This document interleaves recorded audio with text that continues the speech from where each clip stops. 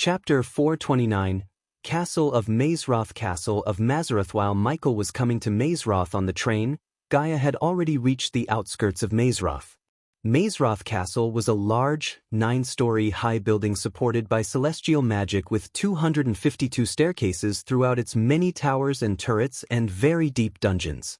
The castle was built 4,000 years ago by a 6-star architect and the 4 most celebrated cultivators of the age, Archer Crook, Ingrid Stenham, Chiojin, and Karjan Pavlovich. All of them were 6-star warrior, alchemist, rune master, and blacksmith respectively.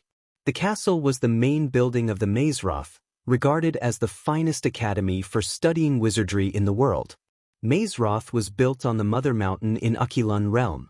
The Mother Mountain was said to be one giant mountain before something destroyed the mountain into pieces. The floating mountains were once pieces of the Mother Mountain.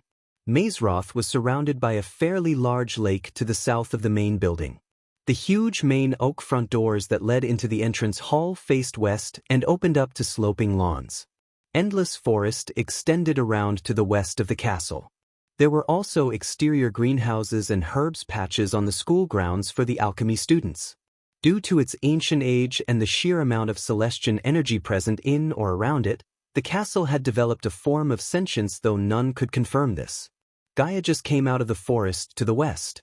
She was stunned by the sheer magnificence of the castle. She always praised the castle of Nagaland and took pride in the castle her ancestors built. However, the castle of Mazeroth made the castle of Nagaland look like a poor shack. "Ah, miss," suddenly Gaia heard a voice from behind. In a split second, a long sword appeared in her hand. She turned around at lightning speed. God! The one who shouted seeing her sword against his throat was a giant of a man. His face was almost covered by a tangled mane of a beard. "Miss, my name is Gilrine, the groundskeeper of Mazeroth," said Gilrine without moving an inch. The pointy edge of the sword was just an inch away from his throat, and the girl looked as though she would send the sword through his throat if he dared to move. "Prove it." Gaia was the intruder, yet she intimidated Gilrine without showing any hesitation. She trained herself to proficiently lie before meeting Ghost, but after meeting him, he honed her skill of lying further. One of the lessons she learned from Ghost was that the best way to lie was to believe the lie. Slowly, Gaia threatened when Gilrine tried to move his hand. "My card is in my pocket." Gilrine slowly moved his hand inside his coat pocket.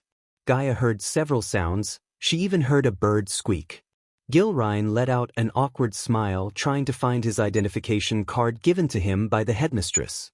It took him almost 5 minutes to find the card. Gaia noticed Gilrine taking out a silver card with his picture on it. The words "Groundskeeper of Mazeroth" was etched onto the card in gold. "Excellent," she thought to herself. "Miss, can you please?" Gilrine gently touched the sword, pleading for her to take the sword away from his throat. Gaia looked at Gilrine from top to bottom before finally moving the silver sword away from his throat. She put the sword into the sheath hanging on her waist. "Sigh," Gilrine sighed. "Miss, how did you get here?" "You should be with your batchmates on the train," frowned Gilrine. "Batchmates? Who do you think I am?" "I am the new combat professor, Nayla Steinmeier," she exclaimed, flicking her wrist as a silver card similar to Gilrine's identification card appeared in her hand. She threw the card at Gilrine.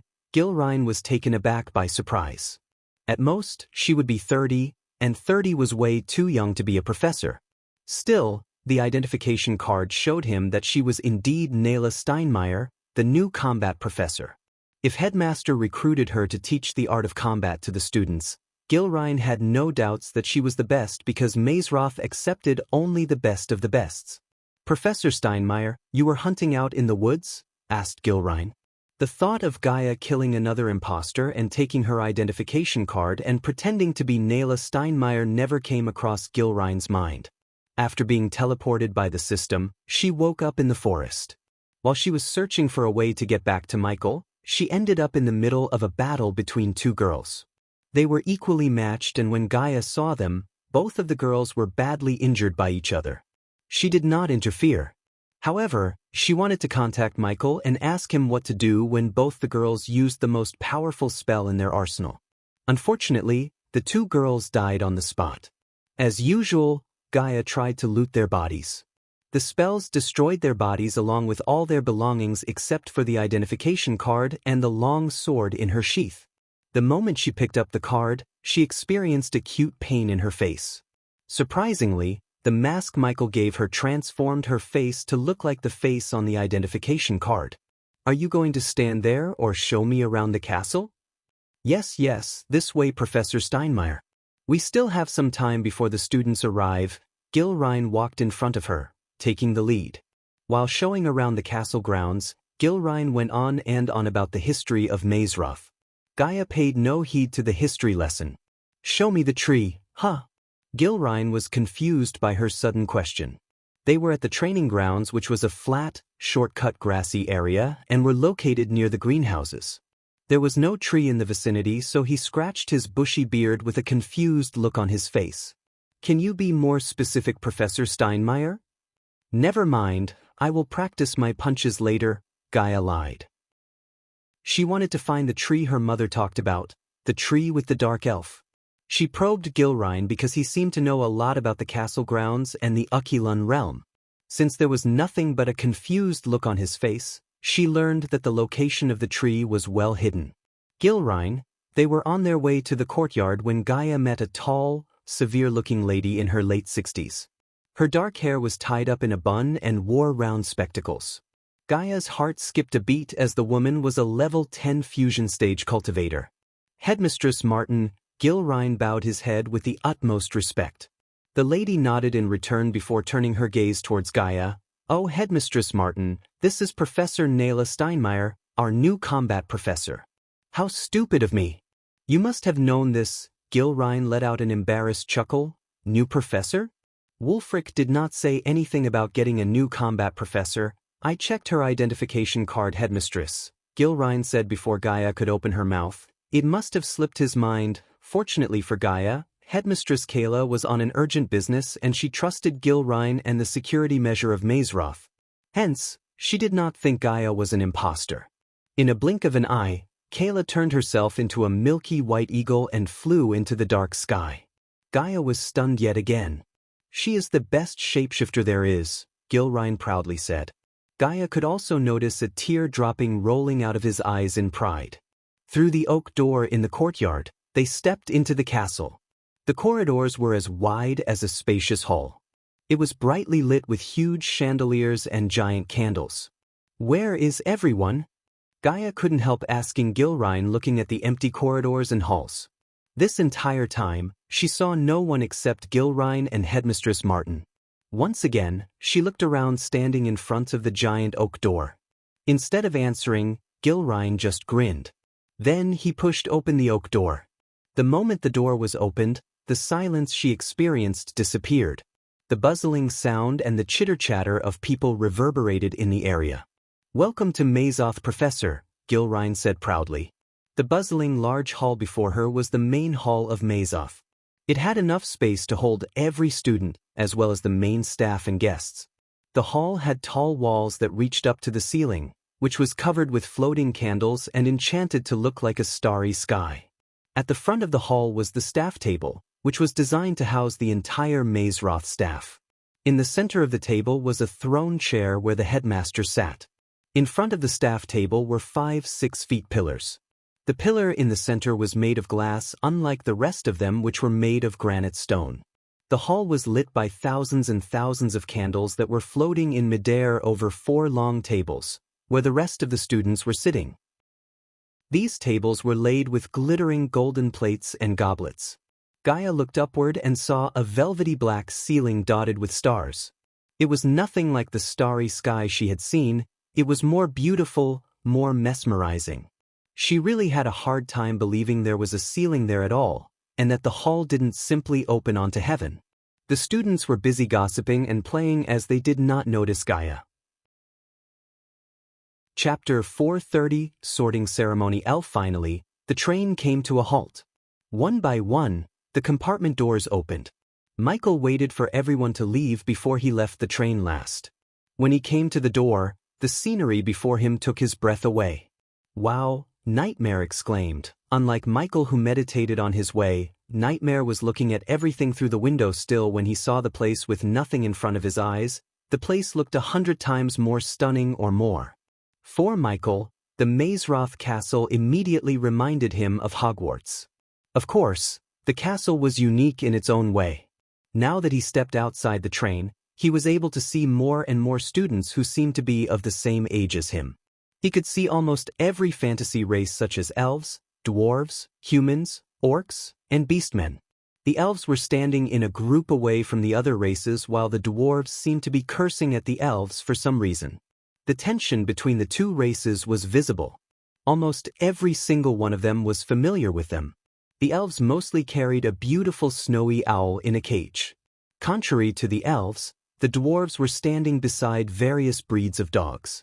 Michael smiled inside seeing dog breeds such as husky, German shepherd, and bulldogs in this world. Some of the dogs, however, had wings and pointy ears. Taking his eyes off the dwarves, he noticed the growling faces of orcs and the beastmen. Orcs were the bodybuilders of this world. Their bulky muscle mountain physique itself terrified many humans. Despite their terrifying look, the orcs were a peace-loving race. Only a few tribes such as Dalar's tribe advocated war and violence. According to Gaia, the orcs preferred to live in peace and prosper through trade routes with nearby kingdoms. The orcs were the only powerful race in the world who did not have their own kingdom. Almost all the orcs had a raccoon with a long bushy tail sitting on their shoulders. Among the humans, he was standing last beside the half-elf. Each and every man and girl in the crowd carried an exotic rare familiar. The dragons were said to be a rare race, yet he could see a bunch of dragons flying around like flies. Some of the dragons radiated a noble aura, their demeanor, the way they looked at the others, the shininess of their scales, simply, those dragons stood out. Edith and Victoria were standing in the front. Since Michael had no idea who they were, he paid little attention to them. His full focus was on the half-elf and the majestic castle in front of him. Why are we standing here? Where is that giant? The elves began to show their discontent with waiting. Only the elves were daring enough to be like this. The rest of them were glad to be a part of Mazeroth, unlike the elves. The more he saw the elves, the more he realized the assholeness of the elves. On top of being racists, they seemed to be lacking patience.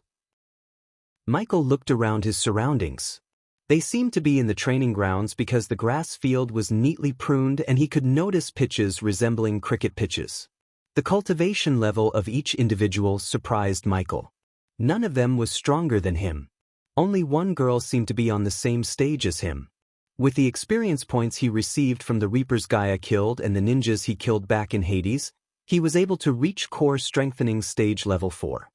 He was the strongest among them and the girl piqued his curiosity. However, curiosity wasn't enough for him to go to the front and talk to the girl. He had more pressing issues to take care of. In this world full of surprises, it was logical for someone else to be stronger than him at this point in his life. It would take him decades to be the strongest of them all. Silence, an authoritative voice sounded from above them. All the students looked upward and saw a group of 4 descending. The leading figure was a young man wearing square glasses. Behind him were 2 girls and a youngster who showed his chiseled body and magazine-worthy abs. The gray-haired young man wearing glasses was in silver armor that fit perfectly on his body. He carried a heavy sword on his back. Just like Michael, this youngster too had a short haircut. The blonde-haired girl behind the young man looked cold, stern, and unsympathetic. The other girl, whose black hair flayed in the wind, had a warm smile on her face. She seemed more friendly and very approachable than the other girl. Currently, the 4 of them slowly descended onto the ground. Unfortunately for Michael, all of them were core formation level 10 cultivators. While he was in the Aquilon realm, he did not want to stand out. The attraction would hurt his search for the dark elf in the tree. He simply preferred anonymity in Aquilon realm. He never expected that he would be the strongest among them. He could, however, hide his cultivation level with the help of the system, but that would definitely raise red flags if someone tried to perceive his cultivation level, especially the professors. The other option was to lower his cultivation except if they used powerful arrays. His real cultivation would be exposed and result in unnecessary complications. Therefore, Michael mingled with the crowd, staying at last. Since the half-elf was a thief, he too naturally stayed behind. Nightmare wrapped his tail around Michael's neck as he stared at the other dragons in wonder. He had never met his species and he was curious about the other dragons. "Welcome to Mazeroth. I am Elliot Watson, the head prefect," the youngster carrying the heavy sword proudly said. He adjusted his glass before continuing, "Shall we?" Elliot looked over his shoulder at the tall, bulky youngster behind him. The students, including Michael, did not know what the four of them were planning to do.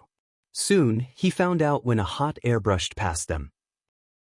The heavy sword which was in the sheath a second ago was now in his hand. Even Michael failed to notice as the youngster moved too quickly, faster than blinking an eye. As expected, Elliot nodded.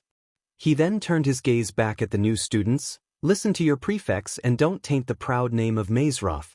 If you do, I will take care of the matter myself." Then the four of them took off, leaving the students confused. Only a few students could guess why they came. The hot air brushed past them was celestial energy. Elliot checked if there was an imposter amidst them. Although the odds of forging the teleportation scroll to Mazeroth were near zero and no one had managed to do so, it was customary for the head prefect and the student leaders of each specialization to conduct a search when the new students arrived. Michael felt a major déjà vu looking at the disappearing figures of the four students. It felt like yesterday he saw Alex, Adam, Selena, and Sadie at the Heaven's Gate competition. As he was looking at them, he felt the half-elf moving his hand through his coat. The half-elf was daring to pickpocket Michael. He could tell the half-elf was highly trained by the way he was moving his hands. Too bad the half-elf was trying to pickpocket the Earth's #1 hitman and the deadliest man. "Your trick won't work on me, half-elf," Michael whispered to the half-elf. The half-elf's face instantly became paler. "You need fingers to break open those space rings you stole. Don't make me break them," he whispered to the half-elf with a smile on his face. To others, they were like friends having a nice chat. The half-elf shivered after he heard Michael. He had no idea how the human next to him found out about his trick of breaking the space rings. It took him years to come up with a rune hack to break open the space rings. There is that giant. Someone should teach him the concept of time. When everyone saw Gilrine walking out through the door in the courtyard, the elves began to bitch. "Welcome, welcome to Mazeroth. Someone already said that. Now lead us to the sorting pillars without wasting our time anymore." One of the elves rolled his eyes. His arrogant demeanor drew everyone's attention, including Michael's. He was one of the elves who beat the half-elf earlier on the train. Gilrine's grin shrunk. "Sorry, now if you follow me," Gilrine said, clearing his throat to disguise the embarrassed look on his face. Despite his look, Gilrine seemed to be a soft-hearted man. The elves followed Gilrine first as the others followed them behind.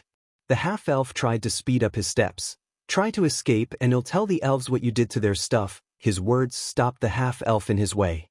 "I don't know what you are talking about," said the half-elf.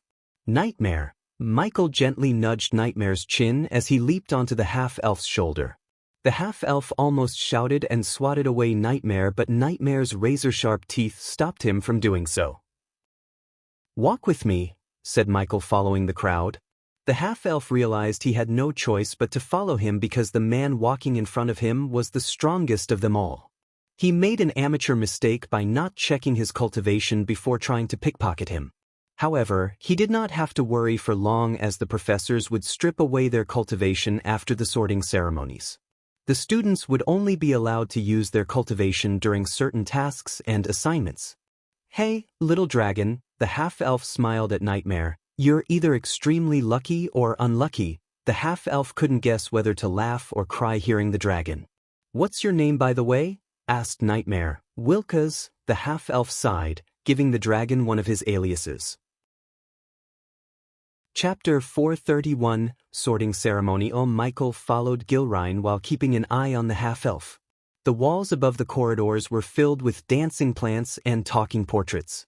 The closer he got to the oak door at the end of the corridor, the louder the students began to chit-chat.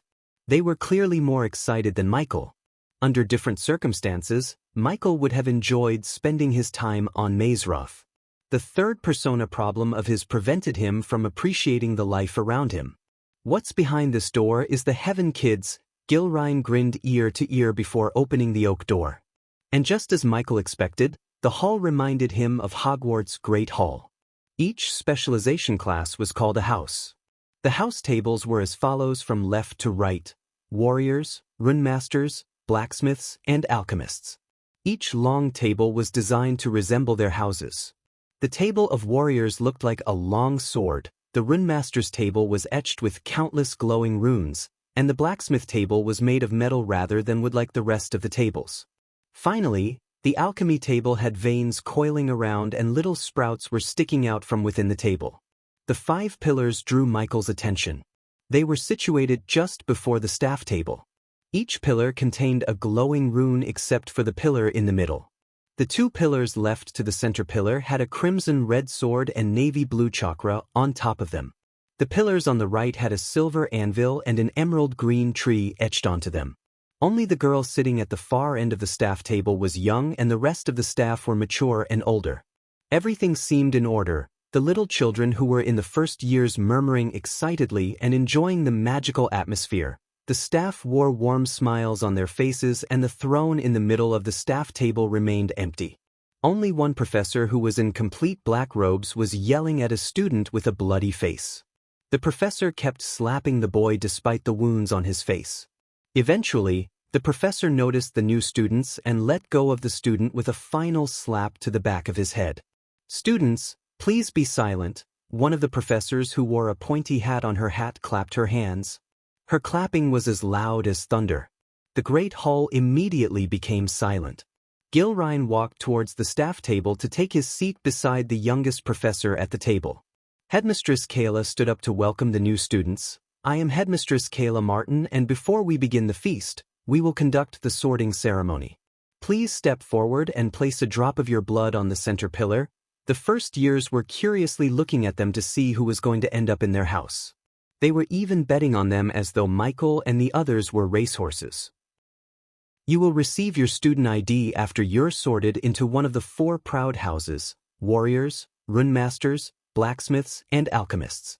It's forbidden to use your real identity while you're studying in Mazeroth. Your student number will be your identity for the next 18 months, Professor Kayla explained. Michael sighed and relaxed inside. With this rule, he could hide his real identity rather easily. Also, if someone messed with him, he would be able to beat the crap out of them without worrying about the consequences for once. "Now step forward one by one." She returned to her seat as the sorting ceremony finally began. The first one to step forward was the elf who bitched about Gilrine being late. With his chest puffed out and head held high, he made his way towards the center pillar. Rather than using a dagger to cut his palm to shed blood, he cut his palm using just his delicately pruned and manicured nails. He touched the pillar with his bloody hand. The blood was instantly absorbed by the pillar and the glowing runes on the pillars lost their glimmer. The next moment, the center pillar began to vibrate. The pillar with crimson-red sword rune glowed brighter as the first-year students sitting on the warrior house table cheered thunderously. The elf grinned arrogantly. Soon, a cloud of smoke emerged from the center pillar forming the number 23. "Humph!" He snickered at the others for no reason before walking to the table of warriors. Following number 23, many of the elves were sorted into the house warrior. Some of the elves ended up in the house of runemasters. If the elves were warriors, the dwarves were blacksmiths. Unlike the elves, every single dwarf ended up in the house of blacksmiths. There was not a single elf sitting on the table of blacksmiths. To Michael's surprise, when someone sorted into the house of alchemists, the entire hall was rather silent. Even the students sitting at the house alchemist table did not cheer for the new additions to their house. Michael did not know the reason for this exactly, but he deemed the alchemists were considered inferior compared to the rest of them. As a 5-star alchemist, he felt offended by the thought. One by one, everyone got sorted into their houses. Nothing interesting happened until a red-haired girl touched the pillar. This girl went after the girl who talked to him back on the train. When the girl touched the pillar, both the pillar of warriors and the pillar of runemasters let out a blazing glow. Even the proud elves were stunned beyond words. Number 34, Headmistress Kayla stood up from her chair. As a headmistress of Mazeroth, she had seen many students with more than one specialization, She even saw a couple of students with 3 specialization talents. Every time they admitted new students, they would see 1 or 2 students with 2 specialization talents. You can choose either warriors or runemasters. The choice will be yours and yours alone. Everyone stared at Victoria for her answer. While they were looking at Victoria, Michael was searching around to see her familiar because the girl didn't seem to have one on her. Only a couple of students remained without having a familiar, and she was one of them. Professor, I choose warriors. The moment Victoria chose the warriors, the students of Warrior House let out thunderous cheers. They were excited to welcome such a talented person to their house. The more talented students they had, the higher the chance to win the House Cup at the end of the year. Eventually, Michael's turn came as he stepped towards the pillar. Although the students had seen numerous students before him, they still had the same excited look on their faces as they had for the first student. System, you know what to do. He willed the system in his mind as he cut his palm with a dagger. He simply placed the bloody palm on the pillar and then, the pillars began to vibrate. The half-elf was rather curious to see the human specialization. His curiosity was soon answered when the rune on the alchemy pillar shone. As usual, the students looked bummed after he was sorted into the alchemists. Michael, on the other hand, was glad, and in fact, he was the one who ordered the system to manipulate the pillars. He did not want to draw attention by showing his true powers. If the system hadn't intervened, both the alchemist and warrior pillars would have lightened up brighter than Victoria. If that had happened, even Kayla would have been stunned because in the history of Mazeroth, only once did the alchemy pillar and the warrior pillars light up at the same time. It was by the Supreme Guardian Andreas. Number 66. Michael was given the number 66 as his student number. Eventually, after an hour, the sorting ceremony came to an end. As expected, Wilkas, the half-elf, was sorted into the House of Runmasters. Unfortunately for Wilkas, there weren't any half-elves in the House of Runmaster, and in fact, there was not a single half-elf other than him in the hall. Michael noticed not only elves and humans but everyone isolating Wilax at the table. Only a couple of orcs remained still without moving away from Wilkas. Although Wilkas seemed to be used to this treatment by everyone, Nightmare could see the pain and anger in his heart through his eyes. I can turn this hate into loyalty, Michael said to himself, sitting on the alchemist's table. After the last dwarf got sorted into the House of Blacksmiths, the sorting ceremony finally came to an end.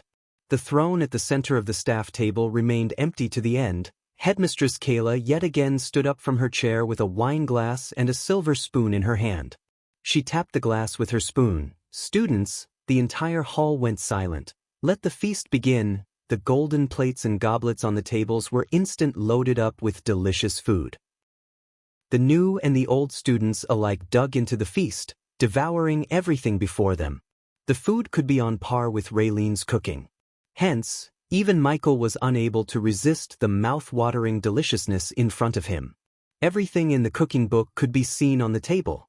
There were roast beef, roast chicken, pork chops, lamb chops, sausages, bacon, steak, joints, steak, boiled potatoes, roasted potatoes, mashed potatoes, chips, pudding, peas, and carrots. The desserts such as blocks of assorted ice cream, apple pies, chocolate gâteau, treacle tart, pumpkin tart, chocolate eclairs and jam donuts, trifle, and strawberries were served for the students who craved sweets. After the last student licked his bowl clean, the food on the table magically disappeared as the table became empty once again. Now the students can take some time to bask yourselves in the beauty of Mazeroth. But remember, the forest to the west is forbidden for the students. Headmistress Kayla's words piqued his curiosity. If the forest was forbidden, he knew there must be some secret hiding within the forest, and that secret might be the dark elf he was looking for. Follow him or he'll bite your head off, Nightmare threatened Wilkas when he tried to walk in the opposite direction of Michael. Chapter 432 Angels in the Nether Realm. Students, Headmistress Kayla called out the students. Please be aware that after midnight, your cultivation will be temporarily blocked. You are only allowed to use your arch energy during certain events. Now you can leave if you wish. The new students excitedly rushed out of the door to explore the castle. Michael also left the table without talking to his fellow alchemists. He was not in the mood to make new friends. Exiting the Great Hall, Michael walked aimlessly exploring the castle. Occasionally the first years would bump onto him. They all looked so happy. Michael felt slightly jealous of them because they were having the best childhood unlike him. While he was their age, he was smuggling drugs and getting beaten up by the drug and weapon traffickers. He explored the grand staircase of Mazorth, which was used to access the various floors and rooms in the castle. The staircases were moving at regular intervals. There were hundreds of portraits hanging on the wall, and they seemed to be talking to each other. Surprisingly, some of them disappeared from their portraits when they noticed Michael staring at them. They looked afraid, as though they knew he was the Dark Lord. Michael did not mind them, as he was getting used to being the Dark Lord. He started to accept the fact he was the Dark Lord. The more he embraced his identity, the more powerful he became. After roaming around the castle for some time, he made his way outside, reaching the castle grounds. He walked further and further away from the castle under the light of millions of stars. What was in front of him was a massive lake, and on the other side of the lake was a forest which reminded him of the forbidden forests. The forest was thick with trees, such as beech, oak, banyan, pine, and yew, as well as undergrowth such as knotgrass and thorns. With his X-ray eyes, he could notice the paths, brooks, and some clearings. Off the path, the way seemed almost impassable. System, something is blocking the communication between me and Azazel. Can you fix it? Of course, the system can. The host just needs to pay 10,000 badass points. The system's greedy voice sounded in his voice. Fortunately, he amassed quite a bit of badass points during the battle in Hades. By quite a bit, he meant 60,000 badass points. Because of the battle, he was able to afford the fix. Do it and scan if I'm being watched. Done. Within a second, the system fixed the issue as Michael was able to contact Azazel yet again. Azazel, Lord Lucifer. I was trying to contact you. Azazel sounded slightly alarmed. Something happened? You talking to Ghost? Michael heard Iag's voice. Ghost, we have a fucking problem. Both Iag and Azazel sounded alarmed. He wondered why. We are not the only one who has a portal to the nether realm. There is someone else harvesting the undeads, said Iag. She was quite annoyed rather than alarmed. They came out of seclusion because of Cain, as he said he was having a bad feeling. She hated him for being right every single time. What do you mean harvesting? Asked Michael. They are putting the undeads into cages and teleporting them to who knows where through a portal. They are capturing all the powerful undeads, Sarba explained to Michael. Do you know who they are? Somehow Michael doubted they would know the answer, because whoever they were, they must be extremely powerful, and if they were harvesting the undeads, they were planning something nefarious. Powerful people with nefarious reasons would rarely be careless enough to let their identity be known to others. No, my lord, but they all look like angels, wings and metal armor, said Azazel. Ironic, isn't it? Angels harvesting undeads. Ghost, I have ordered Azazel to stop summoning undeads through our own portal. It might draw the attention of these unknown people. Michael heard Cain after Iag. If he was there, he would have done the same. He was glad Cain was there to deal with things when he and Gaia weren't around. We should monitor them continually before resuming the summoning. If they are building an undead army just like us, we will need an army more than ever. So we can't stop the summoning forever. Record everything. Do as you said, but if they notice you, order Dalar to destroy the portal opener immediately. Will do, Cain agreed. Where is Gaia?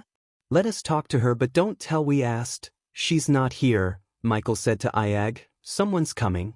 Talk to you later. Michael quickly closed the connection when he heard rustling from behind. He slowly turned around. What are you doing here all alone? The young professor he saw at the staff table was standing in front of him with her brow arched up. There was no one in the area except him and the professor. Just sightseeing, professor. From far away, Wilkas and Nightmare were looking at them. If it wasn't for the professor, they would have gone to meet Ghost. You are planning something 66, and whatever you're planning, it's not gonna happen as long as I'm here, but... She came closer to him.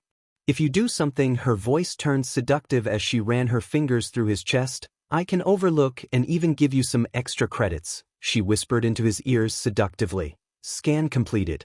The host is only being watched by Nightmare and the half-elf. The system encouraged him to make a move on the professor. It sounded amused. Is that so? Michael wrapped his arm around her wrist. Sounds dirty, but I like it. Michael pulled the professor closer to him. They both could feel each other's warm breath brushing past their faces. I hope you don't mind the fact I'm engaged, he gently bit her ears before whispering. Gaia, who was disguised as the professor, shivered with mixed feelings. Her anger was soaring through the roof and tears formed in her eyes without her control. Nice disguise, but you forget to remove the ring on your finger, Professor, he chuckled. Her mind went blank for a second. The tears rolled out of her eyes as she felt so relieved knowing that he wasn't going to cheat on her. She planned to prank him, expecting him to chase away her thinking she was a professor. But her prank backfired chaotically when he did the opposite of her expectation. You fucking bastard, she began to pound his chest. You gave me a heart attack. Don't do that again, I will kill you. She became madder looking at Michael, who was laughing. It was because she looked extremely cute when she was mad and he couldn't resist the urge to laugh. Wilkes was confused as he was staring at them with wide eyes. He never expected the human to be so lovey-dovey with a professor. Nightmare, on the other hand, was completely stunned. It took him a couple of minutes to notice the ring on the girl's finger. He finally realized what just happened. How did you end up like this? Asked Michael. They were still too close to each other. Gaia was hugging him as though she was a koala bear. It only took her a couple of minutes to explain to him what happened after she was teleported away by the system. After her story, Michael told her about what was happening in the Nether Realm. And just as they were about to talk about finding the dark elf, Gilrine came carrying a bucket full of grayish mushrooms. Huh. Gilrine squinted his eyes as for a second, he could swear they were hugging each other.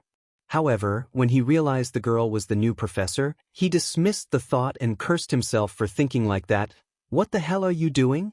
Before Gilrine could ask anything, Gaia shouted at him. The big man started to get freaked out by the new professor. Professor Alani asked for these rain cloud mushrooms, Professor Steinmeier. I assume these are for that moron who got his ass kicked by a dwarf. Gilrine was shocked to see Gaia calling a student moron. He had never seen a professor utter such a word so casually. He scratched his head, thinking about what to say next. I heard Professor Lane is talking about suspending that moron. It was funny actually. First, he got his ass kicked by a dwarf and now he's facing a suspension for getting his ass kicked. Gaia laughed. What was that about? Asked Michael. Professor Jane was the dark-robed professor with dark hair who was slapping a student in the Great Hall before the sorting ceremony. Michael was curious about what happened. Simple version, the guy is a warrior. Because of some reason, he chose to squabble with a dwarf in the House of Blacksmiths. According to him, the dwarf carefully planned and ambushed him, which is utter bullshit. He got his ass handed over to him by the dwarf. So what's gonna happen to the dwarf professor? Since Gilrine was looking at them, Michael addressed Gaia as professor. Nothing, Gilrine said. He is a warrior, and in House Warriors, getting beaten up by the other house students is considered a shame as the warriors feel they are superior to the others.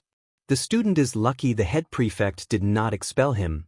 Now Michael understood what was going on here. However, he had one doubt. Professor Steinmeier, I thought you are the head of House Warriors. I am, Gaia said. Professor Serene Jane is head of alchemists and I heard he's been eyeing the combat teacher role for some time. Isn't it true, Gilrine? She turned her gaze towards Gilrine, who felt uncomfortable talking about the politics amongst the staff in front of a student. Seeing how he reacted, Gaia rolled her eyes. I heard this from a student and it seems everyone knows it. No point in hiding, you big Dumbo. She stepped towards Gilrine. As the head of House Warriors, I have the right to know everything related to my house and you're gonna tell me everything. Gaia put her hand on Gilrine's shoulder and smiled. That smile freaked him out more. Or I'm gonna shove those mushrooms so far up your ass and you will taste them in your mouth. She left the area after threatening Gilrine. God, what just hit Mazeroth? Gilrine mumbled under his breath, looking at her figure disappearing into the darkness. Chapter 433, Mysterious Employer of 66-inch. Hey Gilrine, I want to ask you something. Michael came to Gilrine's side. The big man was still staring at the door that Gaia walked through. Hello, he had to pat Gilrine on the shoulder to get his attention. Oh sorry, did you say something? Yeah, I want to ask if someone from another house could share the room with me. Gilrine was taken aback by surprise. No, no, no, no, God no. You just came to Mazorth and you already found a mate. The big man was frantically shaking his head. It's not a girl, he's just a friend, Michael quickly said before Gilrine could get another idea. Why can't he stay in his room? Asked Gilrine as Michael waved at Nightmare to bring Wilkes closer. Hearing the footsteps, Gilrine turned around and saw Wilkes walking towards them. The moment he saw the half-elf, Gilrine discovered why Ghost was asking such a question. Oh, Michael noticed the sadness emerge in Gilrine's eyes for a moment when he saw Wilkes. You can share rooms. There are no rules against a student from another house bunking in another house room. It's a common thing here. When Wilkes came to them, Gilrine patted Wilkes on the shoulder. Have it rough, eh? It will get better. Don't fret about it. Gilrine sounded as though he had personal experience of getting bullied. It was obvious to everyone that Gilrine isn't a pure-blooded human. Michael guessed he might be half giant and half human. Compared to the humans, the elves were next-level racists. Hence, Wilkes was affected by the racism much more than Gilrine. Yeah, he's having it rough. So he will stay with us. Michael placed his hand on Wilkes' shoulder with a smile. Wilkes felt like he was being stared at by a predator as he swallowed a mouthful of saliva. Wilkes wasn't a soft-hearted one. The life on the streets forged him to be cold, cunning, and headstrong.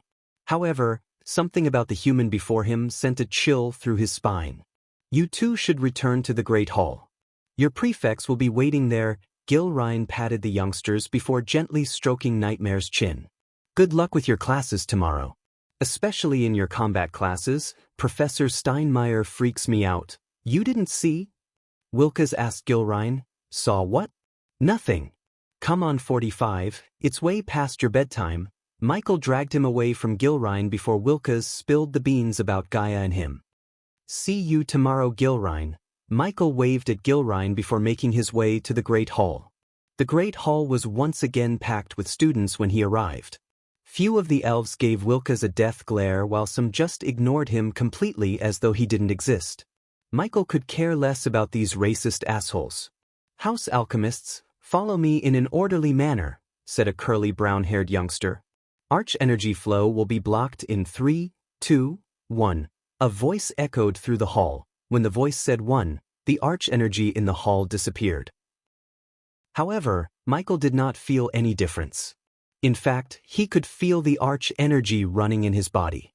The changes the system made to you when you were in the southern continent applies in Aquilon Realm too. You can thank me now. It's not like you did it for free. Anyways, I appreciate the help, said Michael in his mind. As they were following the perfect, more and more elves down the hall were staring at Wilkes. Some of the elves were slapping him on the head for no reason. The perfect seemed to ignore it, and Michael started to get annoyed by this. Fuckers, Wilkes cursed under his breath. When he received the invitation to join Mazorth, he was happy in his life for the first time. He thought he would finally be free of elves and their bullying. His fantasy was shattered as he realized this place was no different than filled with elves. On top of these racist bullies, he ended with a human who somehow saw him breaking space rings and stealing stuff. Wilkes still had no idea what the human wanted from him. As Michael expected, they followed the prefect to a wall where there was a portrait of a lady with green hair hanging on.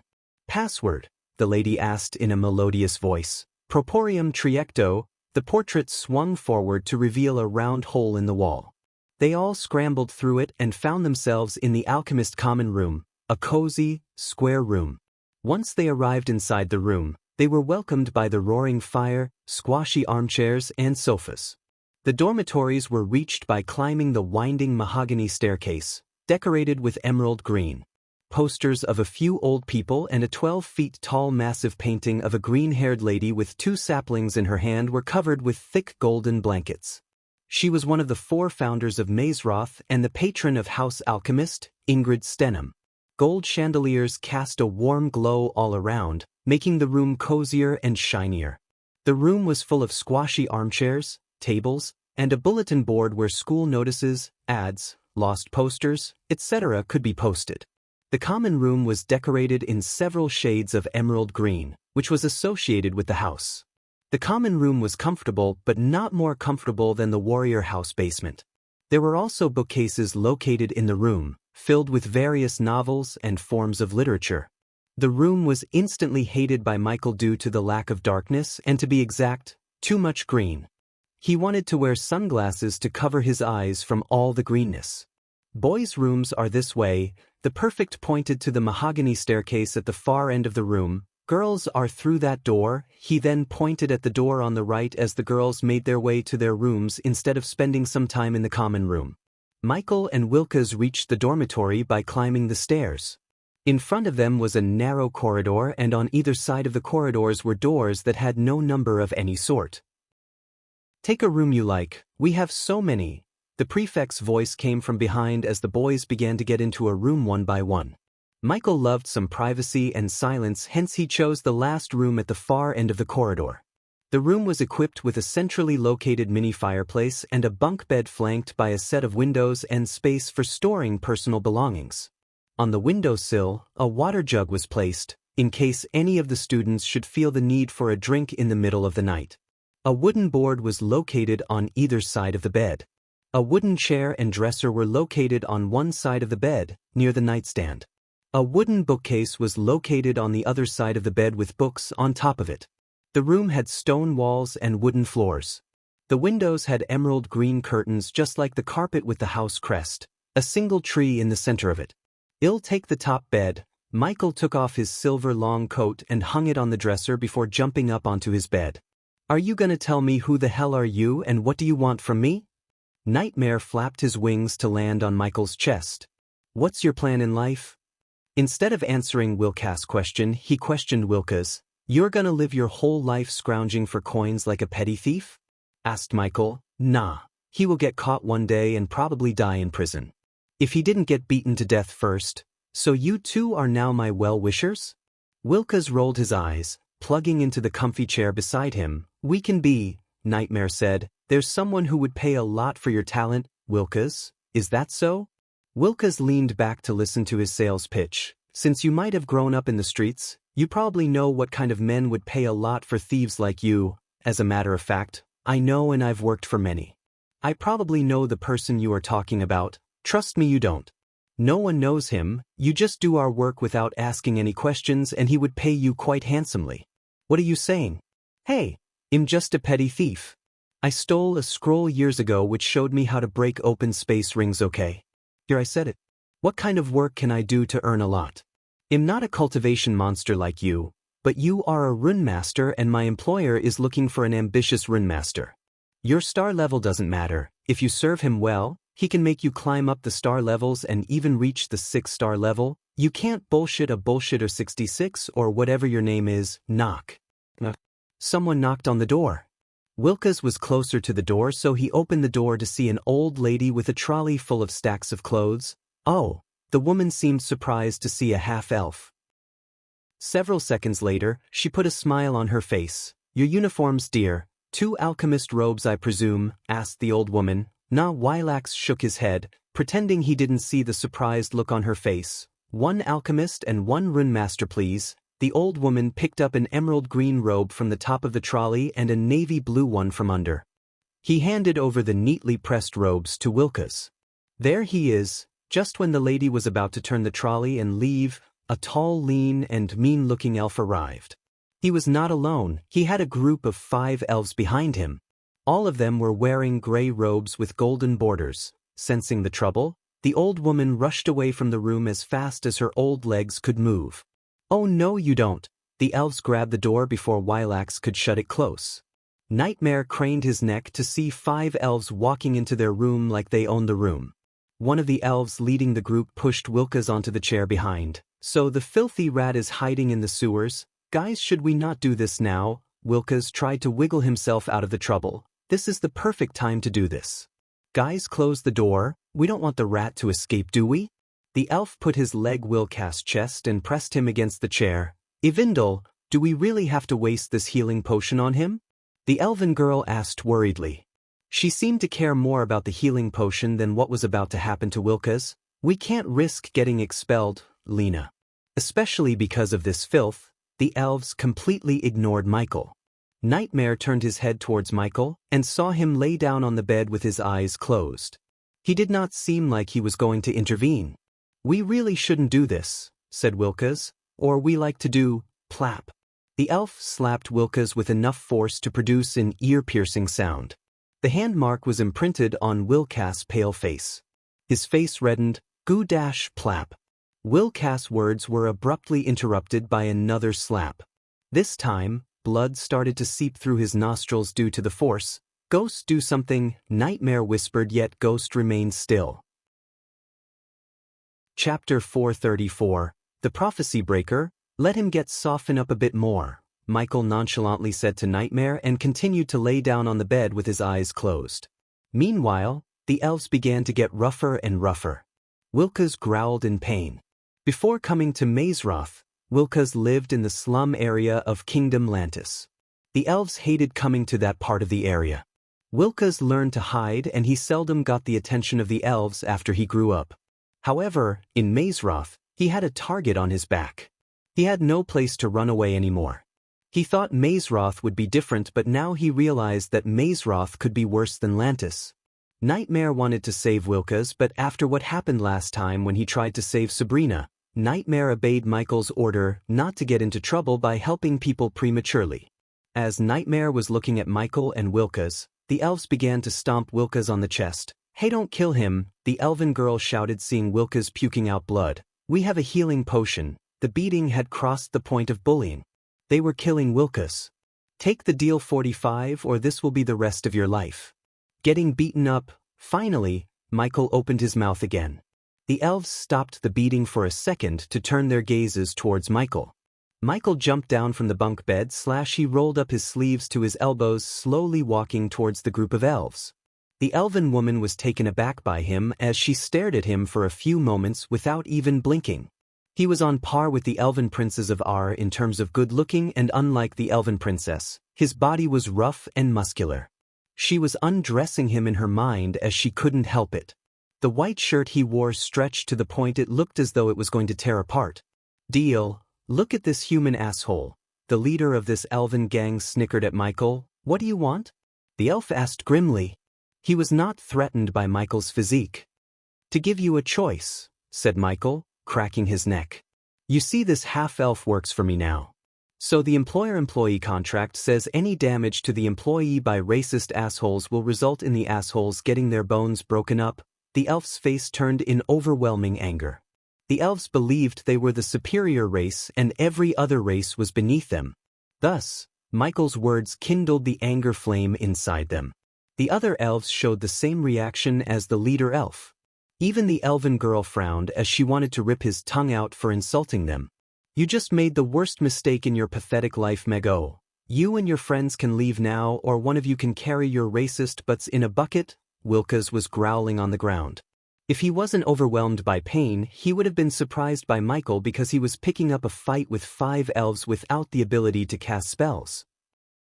"Now I'm going to count to 3, maggot." The elf stepped forward. 2. The moment the word 2 came out of his mouth, Michael headbutted the elf, breaking his nose. In a snap of time, he slammed the elf's head onto the wall nearby and elbowed his head rapidly. The elves were stunned as everything happened so fast. The elf fell with blood spraying out of his nose. The elf did not move at all. Nightmare wondered if the elf was dead or alive. While the elves were stunned, Michael grabbed a thick book from the book rack on his right and used the spine of the book to break another nose. This time, the other elves reacted as they threw their fists at Michael. Michael hit the elf's nose with the book yet again before slapping the fist of the girl so hard her wrist turned another side. "Ah!" The girl screamed in agony. The girl was so delicate and Michael was so strong. Hence, his single slap on her wrist broke her wrist. The elf who got hit by the book stumbled back due to the force of his nose breaking. The leader elf was lying on the ground beside Wilkes, the girl was screaming in agony, and another elf was knocked out. Only 2 elves remained, but fear started to cloud the hearts of the remaining 2. Michael was too fast. They couldn't cope with his speed. Michael did not stop with breaking the girl's wrist. He threw the book, which now had blood on the cover, at one elf. The elf stumbled back as he walked towards them, stepping over the elf who got his nose broken by the book. The elf puked blood as Wilkes did when Michael stepped over his chest. "Arg!" The girl was still screaming, holding her broken wrist. but her scream was abruptly stopped by a knee to her face. The force immediately knocked her out cold. Seeing the girl gets knocked out by the human caused the last two elves to boil in anger. They mustered their courage to dash at him. Michael evaded their fists with ease. Plap. He slapped one elf on the face, making him stumble back and fall down. The other elf was unlucky as he grabbed his hand and punched the elbow, snapping the bone in half. The elf screamed, but Michael did not give a shit about his agony. He grabbed the elf by his neck and rapidly punched him in the face until the elf's rosy face got painted red with his blood. When Michael turned to look at the elf who did not get knocked out cold by him, his eyes flickered in crimson red. In pain and fear, the elf did not notice his eyes flickering. Michael bent down and picked up the healing potion from the ground near the elven girl. "Get out of my room." His gaze sent a chill running through the elf's spine. He quickly got himself back to his feet and dragged his friends outside the room as fast as he could. Michael then threw the healing potion as it was nothing to Wilkes. "What have you done?" After chugging the healing potion and getting back on his feet, Wilkes asked Michael. He was back on his bunk bed. "Bullied the bullies. That fucking idiots. Why can't they leave me alone?"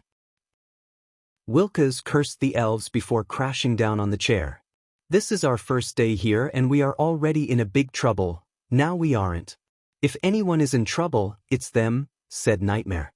Wilkes looked surprised as Nightmare began to explain what Gilrine and Gaia said about the dwarf beating up a guy from the warrior house. Although what he heard from Nightmare surprised him, the story did make sense to Wilkes. The elves are like snakes, man. Once they target you, they won't rest until you are under 6 feet. Humph, Nightmare snickered. Neither Wilkes nor the elves had any idea about what he was capable of. As far as Nightmare was concerned, they were lucky that Michael was able to control himself. In case the third persona took control, they would have been lying on the ground in their own pool of blood. I don't think the warriors would let go scot-free after someone beat up their house students. "I hope we don't get expelled," Wilkes sighed. "I don't give a shit about this school and you shouldn't either. If you aim to get rich and powerful, there are better ways and the choice you made is the best way," said Michael. He wanted to get some shut-eye before starting his search for the elf in the tree. He had no idea where the elf might be or how big the Aculon realm was. He was having second thoughts about using drones to scour the realm for the elf, as the drones might get detected by some arrays if Mazeroth have any, and it was highly likely that they have numerous defense mechanisms. Somewhere else in the Aculon realm, Eladir, the elf Michael and Gaia were searching for, was looking at the dark sky above him. The sky was ominous and dark like never before. There was not a single star or speck of glow in the dark sky. It was pitch black, void of any light. The ominous sky put a smile on his face. One could not see a smile though, because his face was merged with a tree and barks covered most of his body. "He is here," Eladir said. He closed his eyes, mumbling something under his breath. Several glowing runes appeared on the tree. The banyan tree withered immediately, but soon, the tree turned into its previous self. However, the leaves fell off the tree and began to form a cyclone. A couple of seconds later, the cyclone took a shape of a humanoid shape. "Find him. Where there is blood, he will be there." The humanoid figure made of leaves flew away with the wind, leaving Eladir alone. The Great War has finally begun. The Sky Hall went so far to prevent the Dark Lord from appearing in this world. 3,000 years ago, the Order of Death was wiped off by the Sky Hall and the Guardians. They failed the Dark Lord, and their failure resulted in Sky Hall prisoning the soul of the Dark Lord in a void universe. Only a few in this world knew the origins of the Dark Lord and what the Sky Hall did to him. The reason they left him alive was only Eladir knew how to open the portal back to Earth, and if the Sky Hall managed to cast the Dark Lord back to his cage, he wouldn't come back to this universe for the rest of his life. Suddenly Eladir looked up to see a bright glow appear in the sky. Alas, the prophecy breaker appeared. Chapter 435, Unruly Professor Steiner. The next morning Michael reluctantly put on the emerald green robes of the alchemy house and left his room with Wilkes. Nightmare was called to another classroom where they trained the familiars. Since Nightmare was curious about the other dragons and the magical beasts, Michael let the dragon go. The robes were similar to the robes worn by the Hogwarts students with a few adjustments. There were clear signs to guide them toward their first class. Through the labyrinth of corridors, they reached a red oak door that had the sign Combat Hall hanging above. The combat class took place on the first floor, Class 86.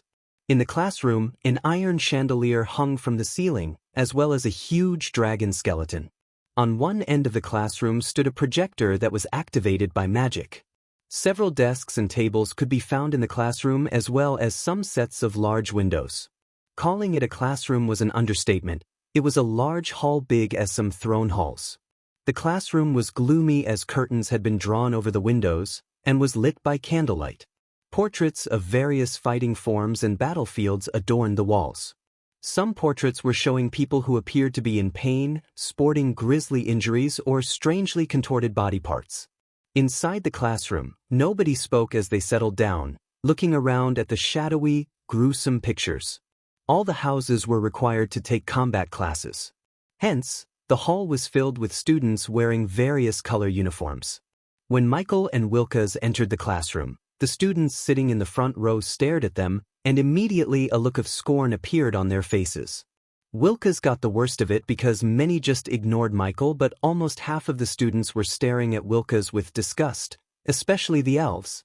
In the classroom, elves occupied the first 3 rows in the front. The humans sat behind them, and dwarves and orcs occupied the tables before the last row. No one sat on the last row except for a few beastmen. Because the last row attracted less crowd, the row was pretty empty. Michael did not attend any schools, but still, he liked to sit on the last bench because, in his mind, that's where the legends would sit. A few human girls made space for Michael to sit beside them when he was walking to them. However, Michael ignored them and went to the last bench. Wilkes slid into the space to get to the place near the window. Michael placed the stack of books in his hand on the table. "Look, the elves you beat up last night." Wilkes nudged Michael's elbow. Michael looked at the front row where the elves were staring at him. When his gaze fell on them, they quickly looked away as though they were never staring at him with killing intent. Wilkes began rummaging through the books one by one. Every single book was a couple of inches thick and heavy. "You know how to read?" asked Michael. "I'm not illiterate thanks to Mentor Orc." "Mentor Orc? That's what we call him in the slums." No one knew his real name or why he spent his time teaching the orphans in the slums. Wilkes was grateful to the orc, and Michael could see that in his eyes. They looked at the orcs who occupied the middle benches. Unlike the rest of the students, the orcs were sitting in silence reading their books. They did not seem violent at all despite their scary looks. The dwarves were the rowdy kids, as they already started to tear the pages from the books and build ships, ducks, and all kinds of things and threw at the human girls. "You're gonna learn combat by reading books?" snickered Michael, seeing Wilkes reading the thick black book. "Why else do we have this book?" Michael just shook his head before leaning back on the wall and stretching his legs out. He used his hands as pillows to cushion his head. The longer they spent without a teacher, the louder the classroom became. The elven girls were staring at the door, eagerly waiting for their combat teacher. For almost half an hour past their class time, the door creaked open. Wilkes craned his neck to see the professor, who was intimate with 6060 last night, entering the classroom with a honey bun and a large mug. Gaia approached the teacher's table located at the front of the classroom before a large blackboard. She placed the mug on the table. "Get your asses up." Gaia slammed the table as the students were shaken by her. They immediately stood. To attract less attention, Michael too stood up. However, he was laughing inside so much. He couldn't wait to see Gaia's atrocities as the combat teacher. "Didn't anyone tell you to stand up and greet the teacher when they enter the classroom?" asked Gaia, looking at the classroom. "Wait, you are the combat teacher?" The dwarves murmured. "You have a problem with that, you short fuck." The elves almost coughed up blood when they heard her yell at the dwarves. The dwarves were stunned beyond words. None of them expected to get yelled at like this. Many doubted she could be their teacher because she was too young and too unruly. "I am Professor Steinmeier. I came here to teach you noobs how not to get yourself killed. Now move your asses, we are going out." And just as Gaia took a step towards the door, an elven girl raised her hand. Gaia looked over her shoulder to see her silver-haired girl from the front row raising her hand. "What? Aren't we gonna start with Chapter 1? Chapter 1? frowned Gaia. She made herself to the front row and snatched the book from another elven boy. Give me that. The students realized their professor was reading the combat book for the first time in her life by looking at the surprised look on her face. What is this shit? You're gonna learn combat by reading books. That's what he said, Wilkes mumbled. Basics of combat, how to defend yourself, magic defense, sword theory, dual wielding, archery. Gaia rummaged through the book before throwing it away. Only morons would expect to learn the art of combat by reading books. Unless your pathetic plan is to kill your opponent by boring him to death, you have to move your asses and try to grasp what I teach you. Leave your fucking books and follow me. She turned again to walk towards the door when another elven girl raised her hand. I swear to God, if you ask anything remotely related to the book, I will barbecue your ass and feed it to the giant eagles. The girl quickly put her hands down. Although the elves were not at all delighted to see a human teaching them the art of combat, they did not dare to show their arrogance to Gaia because she held the position of the professor. Everyone stepped out of their tables and followed her in an orderly manner. You know her? Asked Wilkes, following Michael behind. I saw you saw. Saw what? Wilkes was surprised. You know what? Where are we going? She seems like a crazy bitch. No shit. I have a bad feeling about her. Oh, she called you a short fuck. We are the same height, you moron. The dwarves were bitching about Gaia while moving forward in the line. She is interesting. I feel we are going to learn a lot from her. Compared to the dwarves, the orcs were such nice guys. They were praising Gaia regardless of how she acted. Michael was truly surprised to see how these orcs behaved. They seemed peaceful and friendly. Several minutes later, they reached the outskirts of the forest spanning to the west. The forest was dark and gloomy, and radiated an eerie feeling. The trees in the forest were malady brown. Grains of poison begrimed the bark and gleamed like witch dust. The smoky air and stifling atmosphere provided the perfect abode for those who worshipped the darkness rather than the light. In the dense shadows, spiders clutched their snare strings. Their webs shimmered like meshed steel dipped in silver. The forest looked primordial, dark, and gloomy as the dark forest where Michael lives. Centuries-old trees with sprawling limbs guarded the darkness, blotting out any sunlight. Bewailing sounds ghosted through the trees. Whether it was from prey or a predator, only the forest could tell. It was truly a place to make everyone's veins freeze over. Form a circle, Gaia said, amplifying her voice with arch energy. I assume you all have your weapons with you. The students nodded. Many were gawking at the forest. Their faces looked pale due to fear. Your first lesson, go to the forest and survive for 30 minutes. If you step out of the forest before the clock runs out, you will be on the roster to clean the latrines for a week. The students were stunned. Their jaws dropped a few inches as one elf shouted, You can't do this. The Black Forest is forbidden to the students. You can't ask us to risk our lives. Gaia stomped the ground as a pebble rocketed to her hand. With a swift kick to the pebble, she sent the pebble soaring towards the elf. Arg! The elf screamed when the pebble broke his nose. The pebble hit the elf right between his eyes with deadly accuracy. Go cry to your mommy, boo-hoo. The elf was too ashamed. His body shivered in anger as he had never been ashamed like this in his life before. He could not stand there anymore as he rushed away from the group. If you bitches are too afraid to roam around the safest areas of the forest, you shouldn't have come to Mazeroth. This is a place for winners, not for cowardly losers. Are you winners or spineless losers? Michael wondered why she was trying to send the students into the forest. As expected, the students did not shout but mumbled the word winners meekly. What is she doing? From a distance, an elderly woman with a hunched back was looking at Gaia and the students. Headmistress Kayla stood beside her with a curious look on her face. Trying something new, I guess. Chapter 436. A mountain troll. The further they walked into the forest, the lesser they saw what was in front of them. The paths were barely passable. Wilkes could hardly keep up with him without losing sight of him. Do you know how to climb trees? Asked Michael, stopping under a huge birch tree. Because I'm a half-elf, you expect me to know how to climb a tree? Wilkes misunderstood Michael.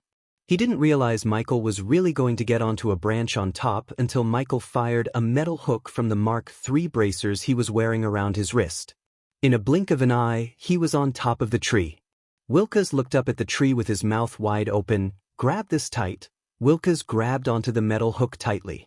The next thing he knew, he was getting lifted off the ground. What the hell? Wilkes grabbed onto the tree to balance himself. He didn't even want to look down as they were standing too high from the ground. A gust of wind flew past his face. Why is he here? Wilkes turned to see Professor Steinmeier standing between them on the tree branch. She was staring at him. Professor? What's your plan? Asked Gaia, ignoring Wilkes. After Wilkes went to sleep last night, Michael and Gaia talked about everything through the earpiece. Since Gaia just came up with the plan to send the students into the forest just this morning, Michael was in the dark. You know what they say when you want to hide a tree, hide it in the forest. In our case, they might have literally hidden the elf somewhere in this forest. I needed an excuse to get you here, said Gaia. The way Professor Steinmeier put her hand on 60SAX's shoulder creeped out Wilkes. He couldn't believe how a professor of a prestigious academy like this could have a relationship with a student. The more he thought about it, the more he realized that they might know each other before coming to Mazeroth. I did some digging.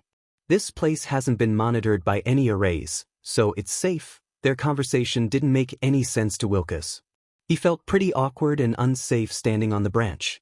Michael had already scanned their surroundings and made sure that they were not being watched. However, he did not want to deploy the drones and spiders in front of Wilkes. The point was to show Wilkes how powerful his mysterious employer is. Keep digging. If the elf is here, I don't think we can find him without any help. Let's go searching. By giving the students the assignment to survive in the forest, she gave both Michael and her the chance to roam through the woods searching for the elf without raising any suspicion. Should we take him with us? Asked Gaia. Why not? The next moment Gaia grabbed Wilkes by the back of his neck before jumping down from the branch. Arg, Fuck, Wilkes screamed. When they landed on the ground, Wilkes was breathing heavily as he was terrified. You sure he'll be of use to us? Who are you people? Gaia put her hand on Wilkes' shoulder. He could feel her gently squeezing his shoulder. The people who could make you very rich or very dead are... Suddenly a scream echoed through the forest. They immediately looked in the direction of the scream. Do you feel that? Asked Wilkes, feeling the ground trembling. The tremble increased by the second to the point it felt like they were having a powerful earthquake. Arg! The screams of the students reverberated in the forest louder and louder. Something's coming this way. Wilkes looked terrified as expected. Gaia took off from the ground like a bullet through the canopy. It didn't even take a minute before she came back with a pale face. We have to go, she sounded alarmed. What did you see?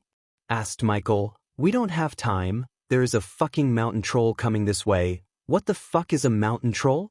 Wilkes shrieked. Come on, run. Gaia pushed Michael and Wilkes to run. She could fly away unlike Wilkes and Michael. To hide his ability to use arch energy, Michael had to avoid flying or using any spells. Hence his only way to escape was to run. Didn't you read the fucking book they gave you? Wilkes almost puked blood. She threw away the book and mocked them for having a combat book. She talked as though she loathed having books for combat class, yet at a moment like this, she was yelling at him for not reading the book. It was obvious that she read the whole book, unlike what she pretended. Although Michael did not know what a mountain troll is, he wasn't going to wait around. He started to run towards the castle as Wilkes ran behind him. Ja! A thunderous growl shook the forest as they were running. I hate this place, Wilkes shouted while he was running. They ran as fast as they could without looking back. However, the trembling indicated that the mountain troll was getting close to them. The sound of trees shattering and cracking could be heard on top of the screaming sounds of the students. Seeing the light at the end of the forest gave Wilkes enough boost to push his body to the extreme.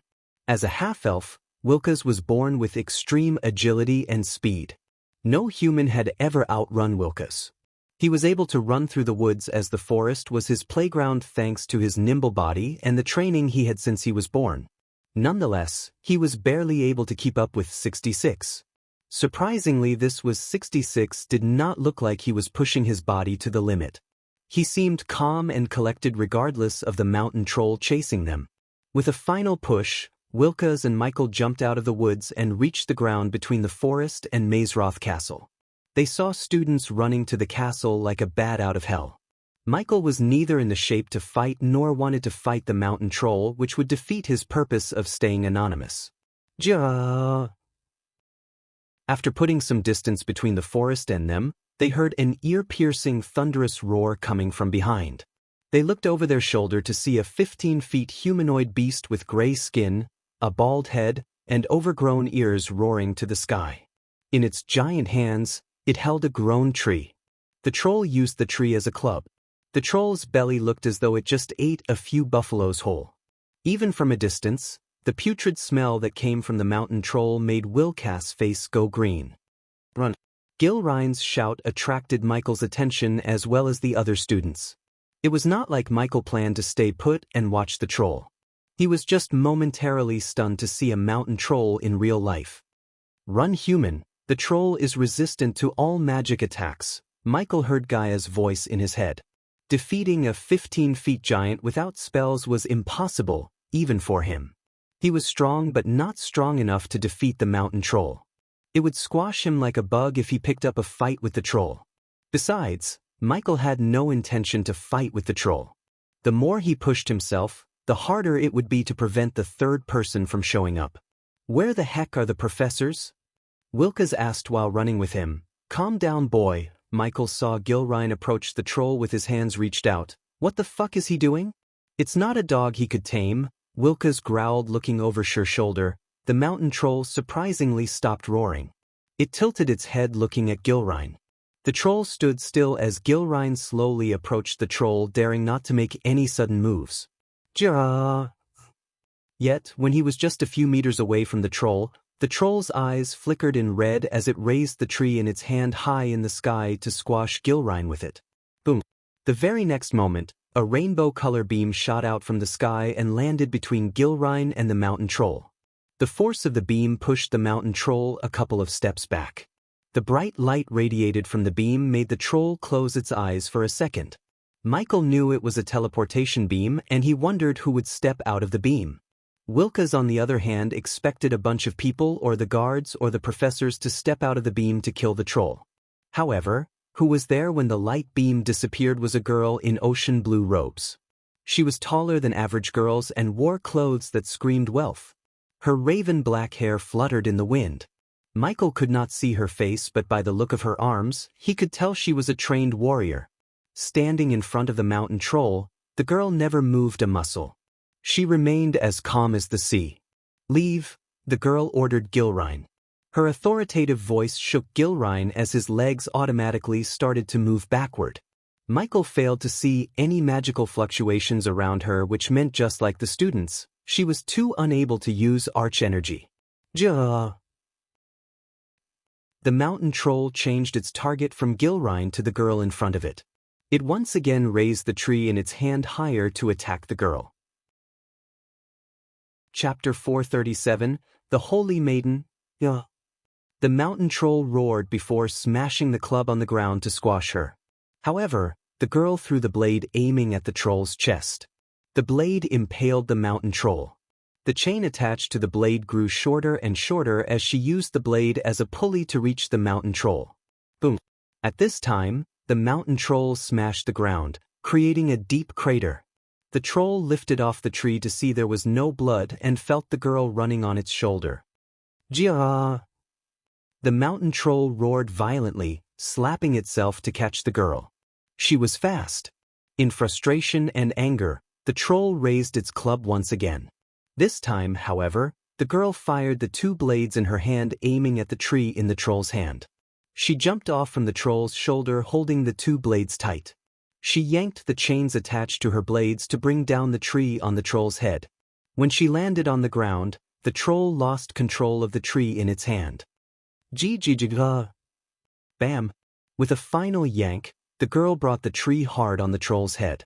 Wilkes realized the tree was heavier than it looked when it split open the troll's head like an egg. The girl did not even turn back to see the troll's body as it hit the ground with a loud booming sound. The blades reached her hand. She put the blades into the sheaths hanging on her back. Michael had been fascinated by the girl. She was so badass. The battle with the troll ended before it even began. Only a battle-hardened warrior would be able to pull off what the girl just did. Moreover, she did not use any arch-energy or spells, it was her raw strength. After Noah, this girl seemed to be a tougher opponent. He had a feeling that if they battled, he might lose the battle.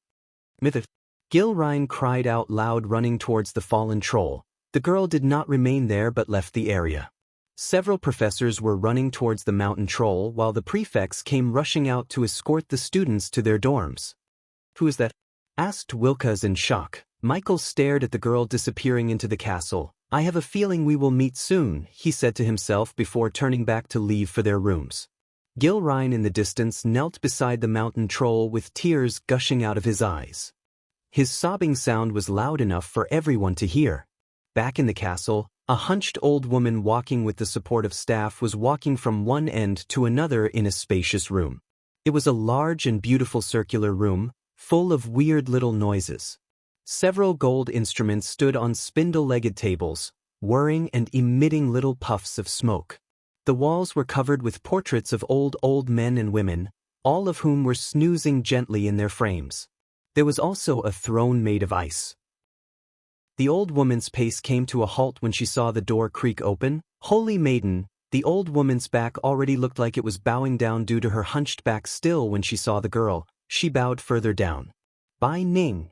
The girl nodded before making her way to the throne. The air around the throne was chilly enough to freeze someone's bones. Still, the girl sat comfortably on the throne without showing any signs of pain. She seemed extremely comfortable and dominant. "I told you can address me as Rowena in private." The girl who stunned Michael was none other than Noah's elder sister. He had no idea that she was his big sister. The position of Holy Maiden was only given to a cultivator with extremely rare yang energy in their body. The position was held by no one for the last 3,000 years until Rowena. Her successor, the previous Holy Maiden, was said to have reached the celestial stage and parted the world to the realm of angels. That was an incredibly dangerous Holy Maiden. Bai Ning stomped the ground with her staff. In her voice, one could notice the anger but also care. "I'm alive and the troll isn't," Rowena said with an expressionless face. "Kayla should put a leash on her professors." The woman hunched her way towards the table, flicked her wrist to take out the teapot set, and began to brew tea for the Holy Maiden. The tea she brewed was radiating smoke. However, the tea was not hot, it was freezing to the bone. If anyone else drank it instead of her, the weak would die in a matter of seconds, while the strong might live only when they warmed their body to an extreme temperature. "Have you located the primordial flames?" asked Rowena, taking sips of her bone-chilling tea. "The spell has narrowed the search area, but we still need some time. What about the demon?" Bai Ning waved her hands as a large bowl full of glistening blue liquid appeared on the table. The old woman poured a red liquid into the bowl and stared at the red liquid fuse with the blue liquid. "Somehow the demon has been escaping my location spells. Then the devil is not alone." "The sooner we find it the better," said Rowena. "The world is not ready to accept the existence of higher realms. If they knew they had a demon walking among them, it would cause a massive panic wave. Demons, imposters, wars, famine, hunger, the great clans are supposed to fix these. They are becoming incompetent by the day." Bai Ning was a straightforward person. She had never held back her thoughts. Hence, she called the great clans incompetent in front of Rowena, whose brother is in one of the great clans, the Guardian Guild. And the other task, the air in the room became chillier. Bai Ning stopped looking at the bowl and turned her gaze towards Rowena. "The Guardians should handle it, Holy Maiden. The Sky Hall shouldn't meddle with Dash." Bai Ning was interrupted by the sudden coldness she felt in her body.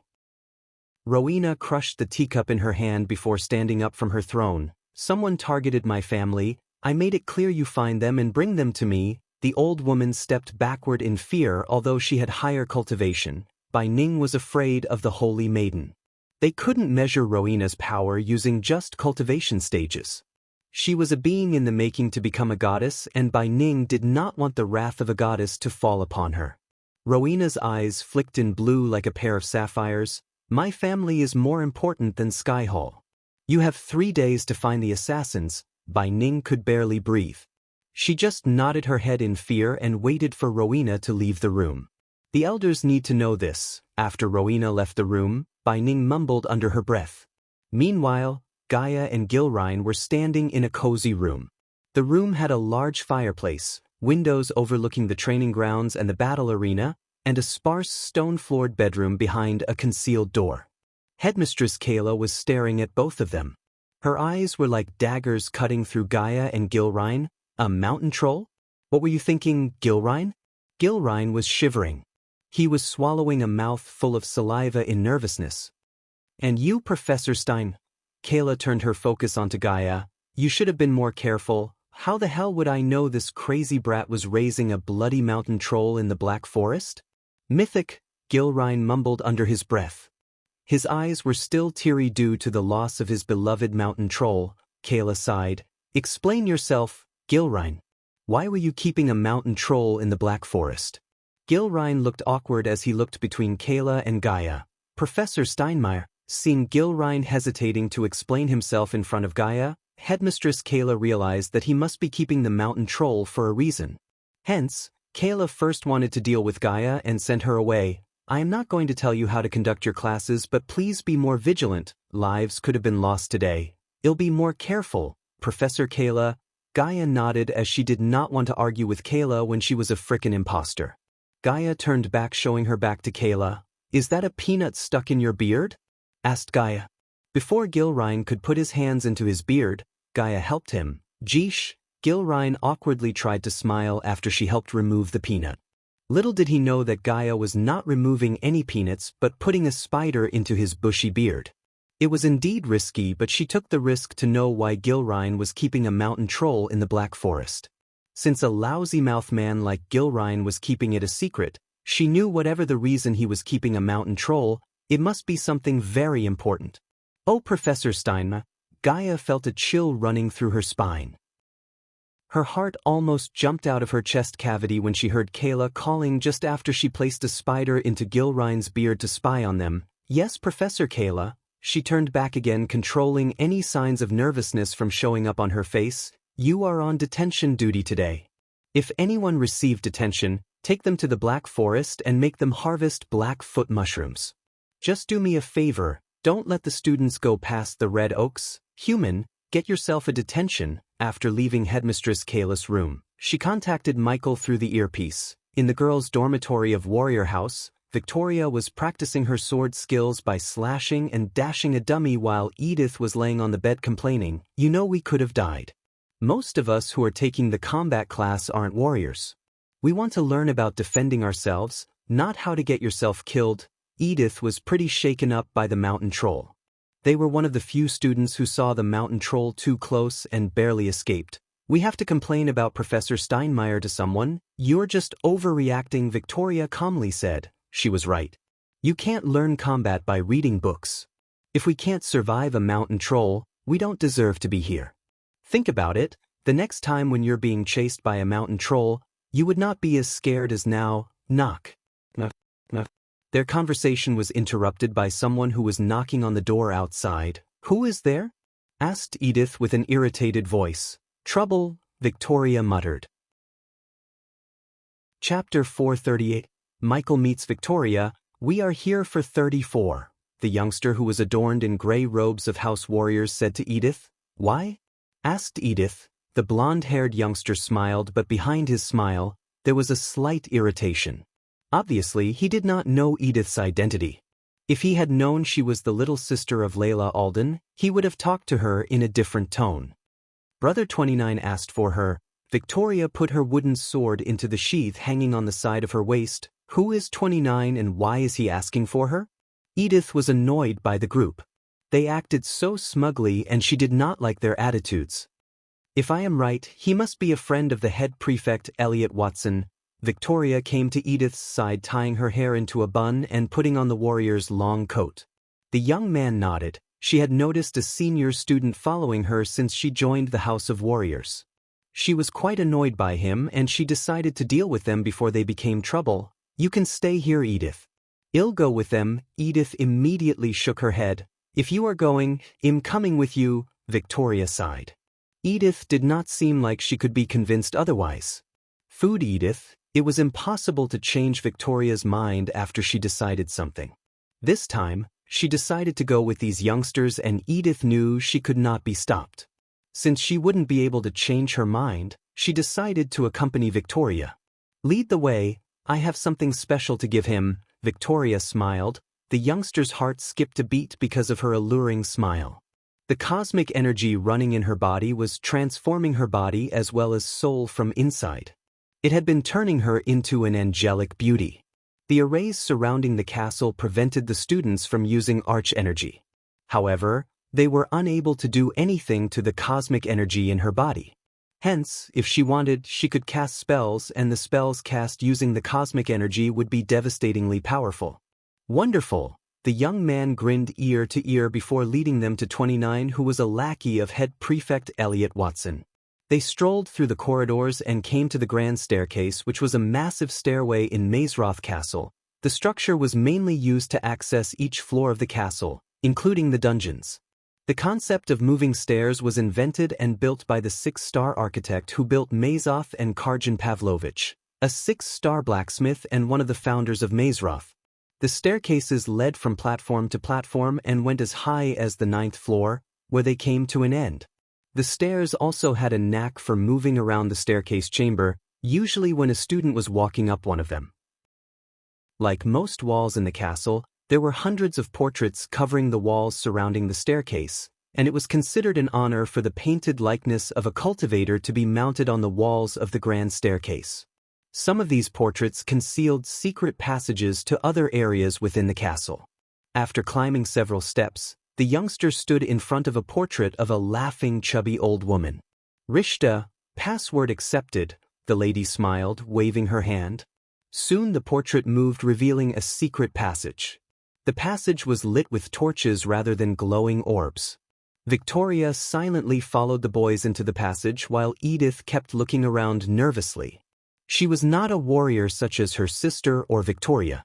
In fact, she hated violence and killings, but she was not naive to expect a world without both. It took them exactly 5 minutes to reach the end of the passage. The passage opened up to a cozy room decorated with portraits, a fireplace, and exquisite vases containing ravishingly beautiful flowers. At the center of the room was a round table with 2 candles as well as various delicious foods. "Welcome, young miss." A tall young man clad in golden robes walked out of the door on the other side with a bright smile on his face. The passage opening behind Victoria and Edith vanished into thin air. Edith was slightly panicked, unlike Victoria, who remained as calm as the sea. When he came closer to them, the 5 young men who led Victoria here stepped back. The young man bent his waist to give Victoria a royal bow. "You look beautiful." "I am Earl Decker," Victoria finished his sentence with a snicker. The young man was taken aback by surprise. "The 3rd son of the Decker family of Kingdom Marina of Ar," Victoria talked while gracefully walking around the room. "Your family holds many mines, including the 2nd largest gold mine. Your family had been trying to expand your mining business to the southern continent." Earl was having mixed feelings. On one hand, she looked so domineering and gorgeous, on the other hand, she looked kinda scary. He had no idea how the heck she figured out his identity, as he had never revealed it to anyone except Elliot. "For years, your family has been trying to leverage the Senates using your identity as a student of Maesroth." "Fools, humph," Victoria snickered. "The Senates don't give a damn about Maesroth. Hence, your family chose to go with the next big thing, marriage." Earl frowned, hearing the scorn in her tone. "She just called her family fools in front of his lackeys. But your fiancé disappeared the day before your marriage. Everyone believes she eloped with her mysterious lover, but you know the truth, don't you, Decker?" "I don't know, Don't bother." Yet again Victoria interrupted his sentence. She finished strolling around the hall and came before him. "You were pretty high that night, and when she told you no, you forced yourself on her and strangled her to death." Decker's mind went blank. No one knew what happened that night, yet somehow she knew exactly what happened. He started to have a bad feeling in his guts. "Men like you are trash, and I don't like being stalked by trash like you." Plop. Victoria slapped Decker, shocking everyone in the room. His face immediately turned red. Edith could see Victoria's palm prints on his face. For a moment, the room fell silent. Then, Decker lost his gentleman composure as he gritted his teeth. Bitch, plop. She slapped him again. This time, her slap contained a sliver of cosmic energy. He was thrown into the table with the food he prepared to impress Victoria. The 5 young men behind them were in a stupor. They did not know what to do. Arg! Decker's world was spinning. His mind was in shambles due to the slap. He tried to pick himself up, but he was unable to do so. Victoria unsheathed the wooden practice sword. However, her target was not Decker but the 5 youngsters behind her. When she turned back with the sword in her hand, the 5 of them felt a chill. Miss, Pimps, Humph, Victoria snickered, closing the gap between them. The 5 young men could not raise their hands to hit her. They had no idea about Decker's history like Victoria. They thought they were helping him confess his newborn love to Victoria. Simply, they were not as bad as Decker. Pet, pet, pet. However, Victoria gave no damn about their intention. She started to swing her sword, beating the crap out of the 5 youngsters. Hey, Edith tried to stop Victoria from beating them up. The youngster who led them here received more beatings than the rest of them. He had lost several teeth and was on the verge of losing consciousness. Watch out. Suddenly Edith noticed Decker rushing towards Victoria with a knife in his hand. Without even turning back, Victoria swung her sword back. Plop. The wooden sword hit Decker with enough force to make him stumble backward. The wooden sword almost cracked due to the force. Trash. Did you think him as weak as your fiancé? Victoria put her feet on Decker's neck. She pressed his neck with her feet, squeezing the life out of him slowly. Stop. Edith cried out loud. She came running to Victoria and shook her shoulders. You're gonna kill him. We will report this to Professor Steinmeier. She will deal with them. If you killed him, we will be expelled. Edith pleaded with Victoria to knock some sense into her. I don't give a damn about this place. I am here for the. Before finishing her sentence, Victoria stomped Decker's face, knocking him out cold. Primordial flame. Edith heard Victoria. At this point, Victoria didn't know she just gave a reason for the Dark Lord to turn the Decker family against Thusia. The next day night, Gaia was waiting on the grass field near the Black Forest border with Gilrine by her side. I am gonna give him another detention for making me wait. Gilrine scratched the back of his neck hearing her threaten the student.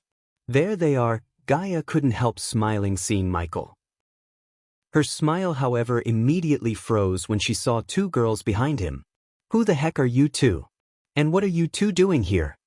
Gaia asked the 2 girls. One girl seemed warm and friendly while the red-haired girl looked cold and proud. The 2 girls were none other than Victoria and Edith. Victoria's mask prevented Michael from recognizing her, and she did not recognize him because of his beard and changed demeanor. Moreover, Victoria barely looked at him. For her, he was not even worth a look.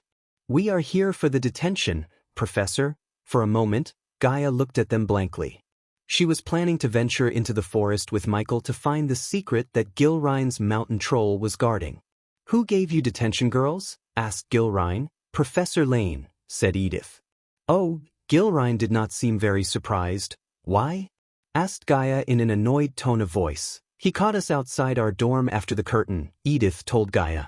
After coming back from Decker's little secret room, Professor Lane, the head of House Alchemists, caught the 2 girls and gave them detention for being late. Edith was grateful that he only gave them detention and did not expel them. However, Decker wasn't so lucky. He was packing his bags as they were speaking.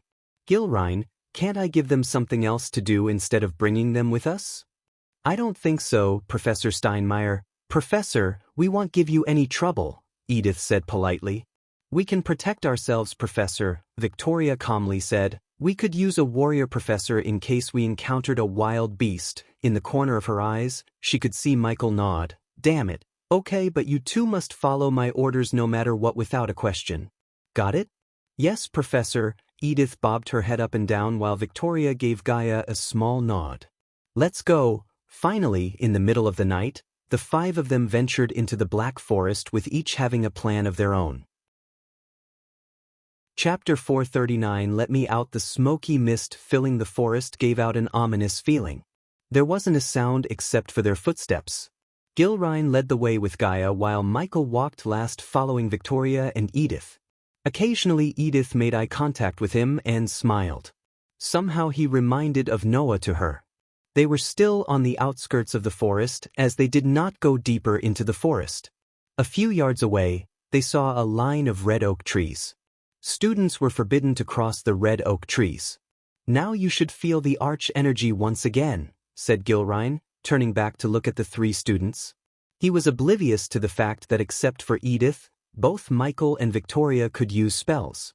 The latter had the cosmic energy running through her veins while for Michael, the system enabled him to use arch energy despite the arrays. Look around, you will find the mushrooms you're looking for, said Gilrine. Where are you going? Gaia asked Gilrine. Just making sure we are alone. I don't want any more surprises. Gaia could see the sweat drops forming on his forehead. It was obvious that he was lying. Considering Gaia wanted to follow him, she pretended to believe him. Good idea, she nodded. You three, start picking the black foot mushrooms. Gaia sat on a log as the three of them pretended to look around to pick the mushrooms. Thanks to the light orb conjured by Gaia, they were able to look around their surroundings. Edith stared at Michael picking the charcoal-colored mushrooms. As their name suggested, the mushrooms were in the shape of a human foot. Michael picked a bunch of mushrooms from the rotten logs and the ground surrounding the trees. Following Michael, Edith also located the mushrooms and collected the mushrooms. Victoria was just pretending to pick mushrooms.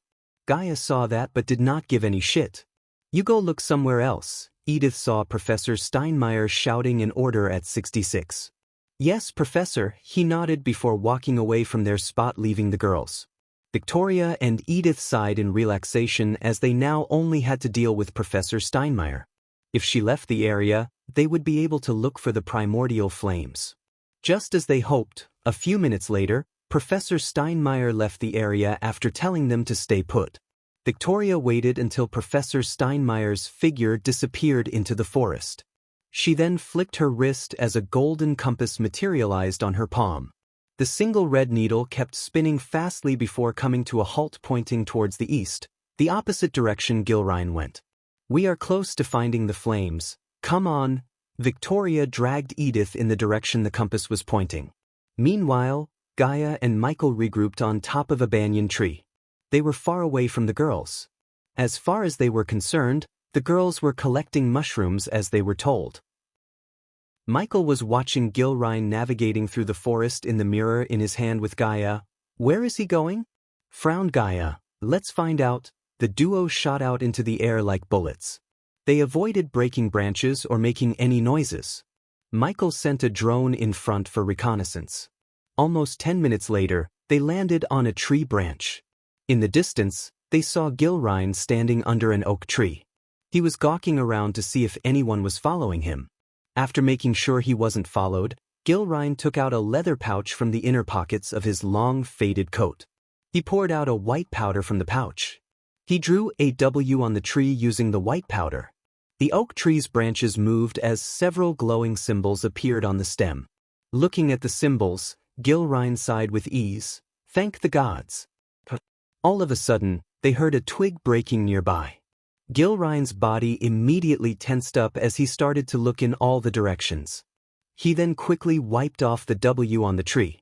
When he removed the symbol, the tree moved yet again to its previous state as the glowing symbols slowly faded away. Michael sent the drone in the direction of the noise. Michael cursed. What? Asked Gaia. She did not seem very patient. It took great effort for her to stay put instead of jumping on Gilrine, knocking him out, and interrogating him to get the truth. It's Wilka's, said Michael, and he is not alone. Whoosh. Suddenly, a powerful gust of wind blew past them. Both Gaia and Michael almost lost their balance and fell off the branch. Gilrine was just about to take a step forward when he was knocked out by an invisible force. Gaia and Michael looked at Gilrine stumbling to the ground. For a split second, they saw a humanoid shape standing beside Gilrine before vanishing into thin air. Tell me you saw that? Frowned Gaia.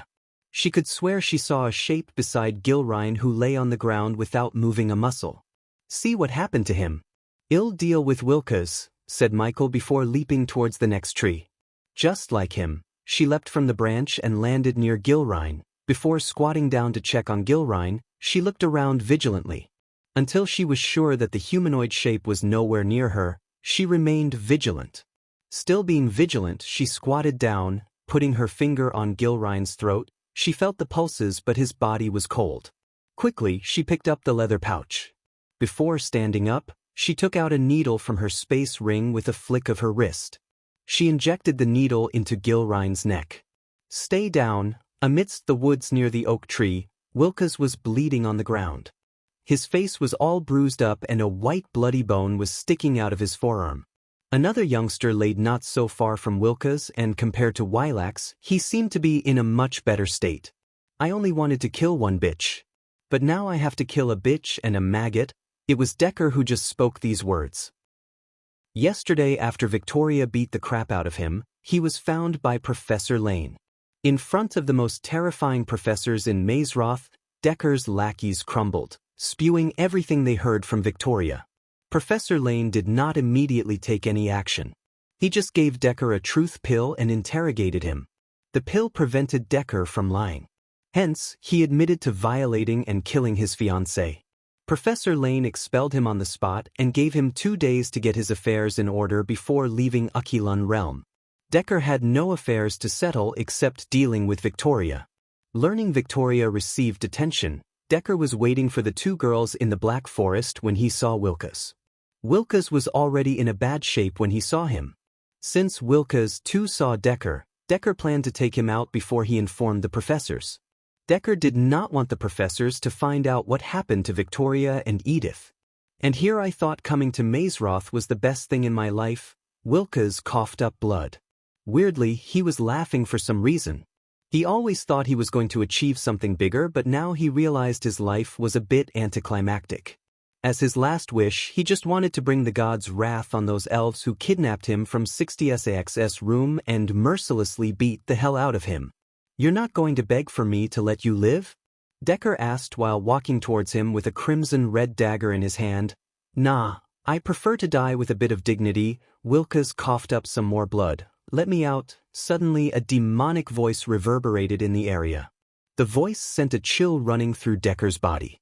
He tensed as he frantically looked around. "Tear him, piece by piece, broke his limbs. I want to feel his warm blood between my fingers." As the demonic voice sounded closer and closer to them, Decker heard twigs breaking. He conjured an orb of light to see a figure walking out of the shadows. "You?" Wilkes couldn't believe his eyes. It was 66, his buddy, roommate, and who punched him in the face to get detention. Who are you?" "Go away," Michael growled. Seeing Wilkes bleeding on the ground reminded him of Jack's death. Although he avenged Jack, he could not save him. Michael sensed the third persona within him getting stronger as though it was harnessing the power of darkness somehow. The last thing Michael wanted was to let the third persona take control of his body and wreak havoc in one of the most powerful places in the world. What the fuck are these prefects doing? Decker cursed the prefects for letting students sneak out to the Black Forest, which was supposed to be forbidden for them. Michael threw a healing potion to Wilkes. "Leave, once again," Michael warned Decker. "Let me out." Michael's eyes suddenly flamed up. A set of pitch-black armor replaced his green robes for a second. Whoa! Decker was stunned to see the voice was actually coming from the student in front of him. What shocked him more was his eyes and the way his looks changed. For a few seconds, he grew taller. A scary-looking armor appeared covering his body from head to toe, and his eyes were shooting crimson-red flames. "Buddy, I don't know what drugs you are on, but it's one spooky thing. What could one more body do to him?" thought Decker, hiding the crimson-red dagger behind his back. At this point, Wilkes was completely healed. He picked himself from the ground. "I'm not going to." Michael closed his eyes, mustering all of his strength to control the third persona. "Let you out." "Oh, you will. The demonic voice of the third persona once again growled. This time, it sounded as though it amused. Finally, Michael felt the urge to go berserk calming down within him, which was a sigh. The third persona went away. "Human, we have a problem," he heard Gaia's voice in his head. Michael took a long breath. Yet again, his third persona put him in a heap of trouble. Both Wilkes and the new guy saw him transform, and if either of them told anyone in Mazeroth about this, his life would be at risk. Wilkes could be dealt with easily, unlike the new guy. We didn't see each other. Got it? Michael asked Decker. Decker took a few minutes to ponder and answer, why not? Michael snickered. I don't believe you. The very next second, Wilkes saw 66 dashing at Decker. The next thing he knew, Decker was lying on the ground without moving an inch. The hell are you doing? Wilkes asked, looking at 66 tying Decker onto a tree. Go back to the dorm, Michael said to Wilkes before injecting a needle into Decker's neck. Chapter 441 The Origin of Dark Lord. If I go back now, I will get caught by Professor Lane for sure. He is roaming outside the castle for some reason. Wilkes shook his head. The host should bring him with you. Surprisingly, the system asked Michael to bring Wilax to the tree. Deep down, Michael too had a feeling that he might need Wilkes. Trusting the system and his instincts never went wrong. Hence, Michael chose to bring Wilkes with him to the tree. Follow me. Considering Michael planned to make Wilkes his subordinate, he did not have to worry about the half-elf betraying him. Plus, Michael didn't think Wilkes would double-cross him as he stood to gain nothing by betraying him. What about him? Asked Wilkes, pointing at Decker. Leave him. Wilkes didn't feel bad for leaving Decker alone. He barely knew the guy, yet he tried to kill him. If it was up to Wilkes, he would expel him before beating the crap out of him. Wilkes had no idea that Decker had been already expelled and he was there to kill the ones responsible for his expulsion. When Wilkes and Michael reached the oak tree, Wilkes' eyes went wide. They looked as though they were about to pop out of their sockets. What the heck? Is that Gilrine? What happened to him? He frantically asked. As he was about to run towards Gilrine, he saw Professor Steinmeier stepping out of the shadows. Professor Steinmeier, Wilkes' body went rigid in shock. What the fuck is he doing here? Asked Gaia, staring at Wilkes with murderous intent in her eyes. I'll tell you later. You said we have a problem. Rather than explaining what was the problem, Gaia walked to the tree, grabbed a handful of powder from the leather pouch, and drew the symbol W on the tree. Wilkes looked at the tree moving with his mouth wide open. He couldn't believe a giant tree such as this was moving like a puppet. It was too magical. Soon, dark lines appeared on his forehead because he was able to read the glowing runes, unlike Michael or Gaia. That's it, nothing happens.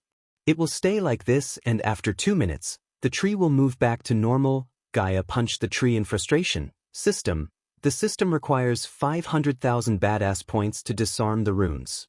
Since the host has only 160,000 badass points, the system could loan you the remaining amount for just a 40% interest rate, frowned Michael. But when he turned to look at Wilkes, he saw Wilkes staring at the runes as though he recognized them. Because Wilkes was a rune master, Michael realized he might have some ideas and he might not need the help of the system. Can you read them? I already did. Gaia finally stopped punching the tree and turned her gaze towards Wilkes. What does it say? Tell us. Gaia dashed at Wilkes. She grabbed him by his collar and lifted him off the ground. Professor, say it. Wilkes swallowed a mouthful of saliva. He had no idea why the professor was behaving like this. He even began to doubt if she was a professor at all. Put him down. Michael placed his hand on her shoulder, trying to calm her down. For him, it was just finding a solution for his third persona problem. But for her, it was about finding her mother. He knew how much her mother meant to her. Wilkes breathed heavily when his feet touched the ground. What does it mean? Asked Michael. Wilkes took a deep breath. They are ancient runes. They roughly translate into, the blood of evil shed by innocent opens the gate of darkness. What the fuck is that? Gaia threw her arms in the air. It seemed like a riddle, and Gaia hated the riddles so much, especially when her mother's life might depend on this riddle. The blood of evil shed by innocent opens the gate of darkness. Does it mean something to you? Asked Gaia after hearing Michael mumbling what Wilkes said under his breath. Stay here. In a blink of an eye, Michael disappeared, turning himself into a bolt of lightning. He came back dragging Decker with him. Gaia was confused. Shit, who is this? Wilkes. Michael looked at Wilkes. Maintaining the eye contact, he bent down to pick up the crimson-red daggers in Decker's sheaths. Kill him. Wilkes was startled by Michael's words. What do you mean, kill him? You have been bullied your whole life. This world will never stop treating trash until you choose to change the world. Your whole life, you've been hiding and fearing for others. Even coming to Mazorth didn't change your life like wanted, but Wilkes clenched his fist. Although his words made sense, Wilkes could not get himself to take a life. You can be a maggot as they've been calling you or choose to man up and change your life around. If killing him would open whatever it is, let me kill him. Gaia tried to snatch the daggers but she couldn't. Yes, let her do it. Why do you want me to kill him? I am not a killer. Michael was losing his patience. He was not in the mood to deal with Wilkes' naiveness. In this world you can only be either a prey or a predator. Man up, kill him, and let me change how this world works, Michael said, gritting his teeth. Still, Wilkes shook his head. Michael lost his cool as he grabbed Wilkes by his neck. His eyes flickered dim red as the dark armor slowly started to appear on his body, replacing the green robes. Let me make this simple for you. Kill him or I will kill you and everyone you know in the slums you grow up. Wilkes' heart skipped a beat seeing his transformation.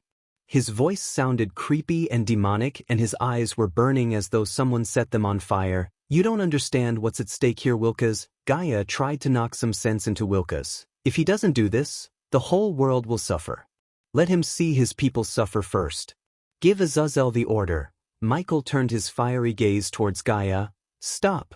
Finally Wilkes shouted. He was an orphan but he could not let the innocent people in the slums suffer.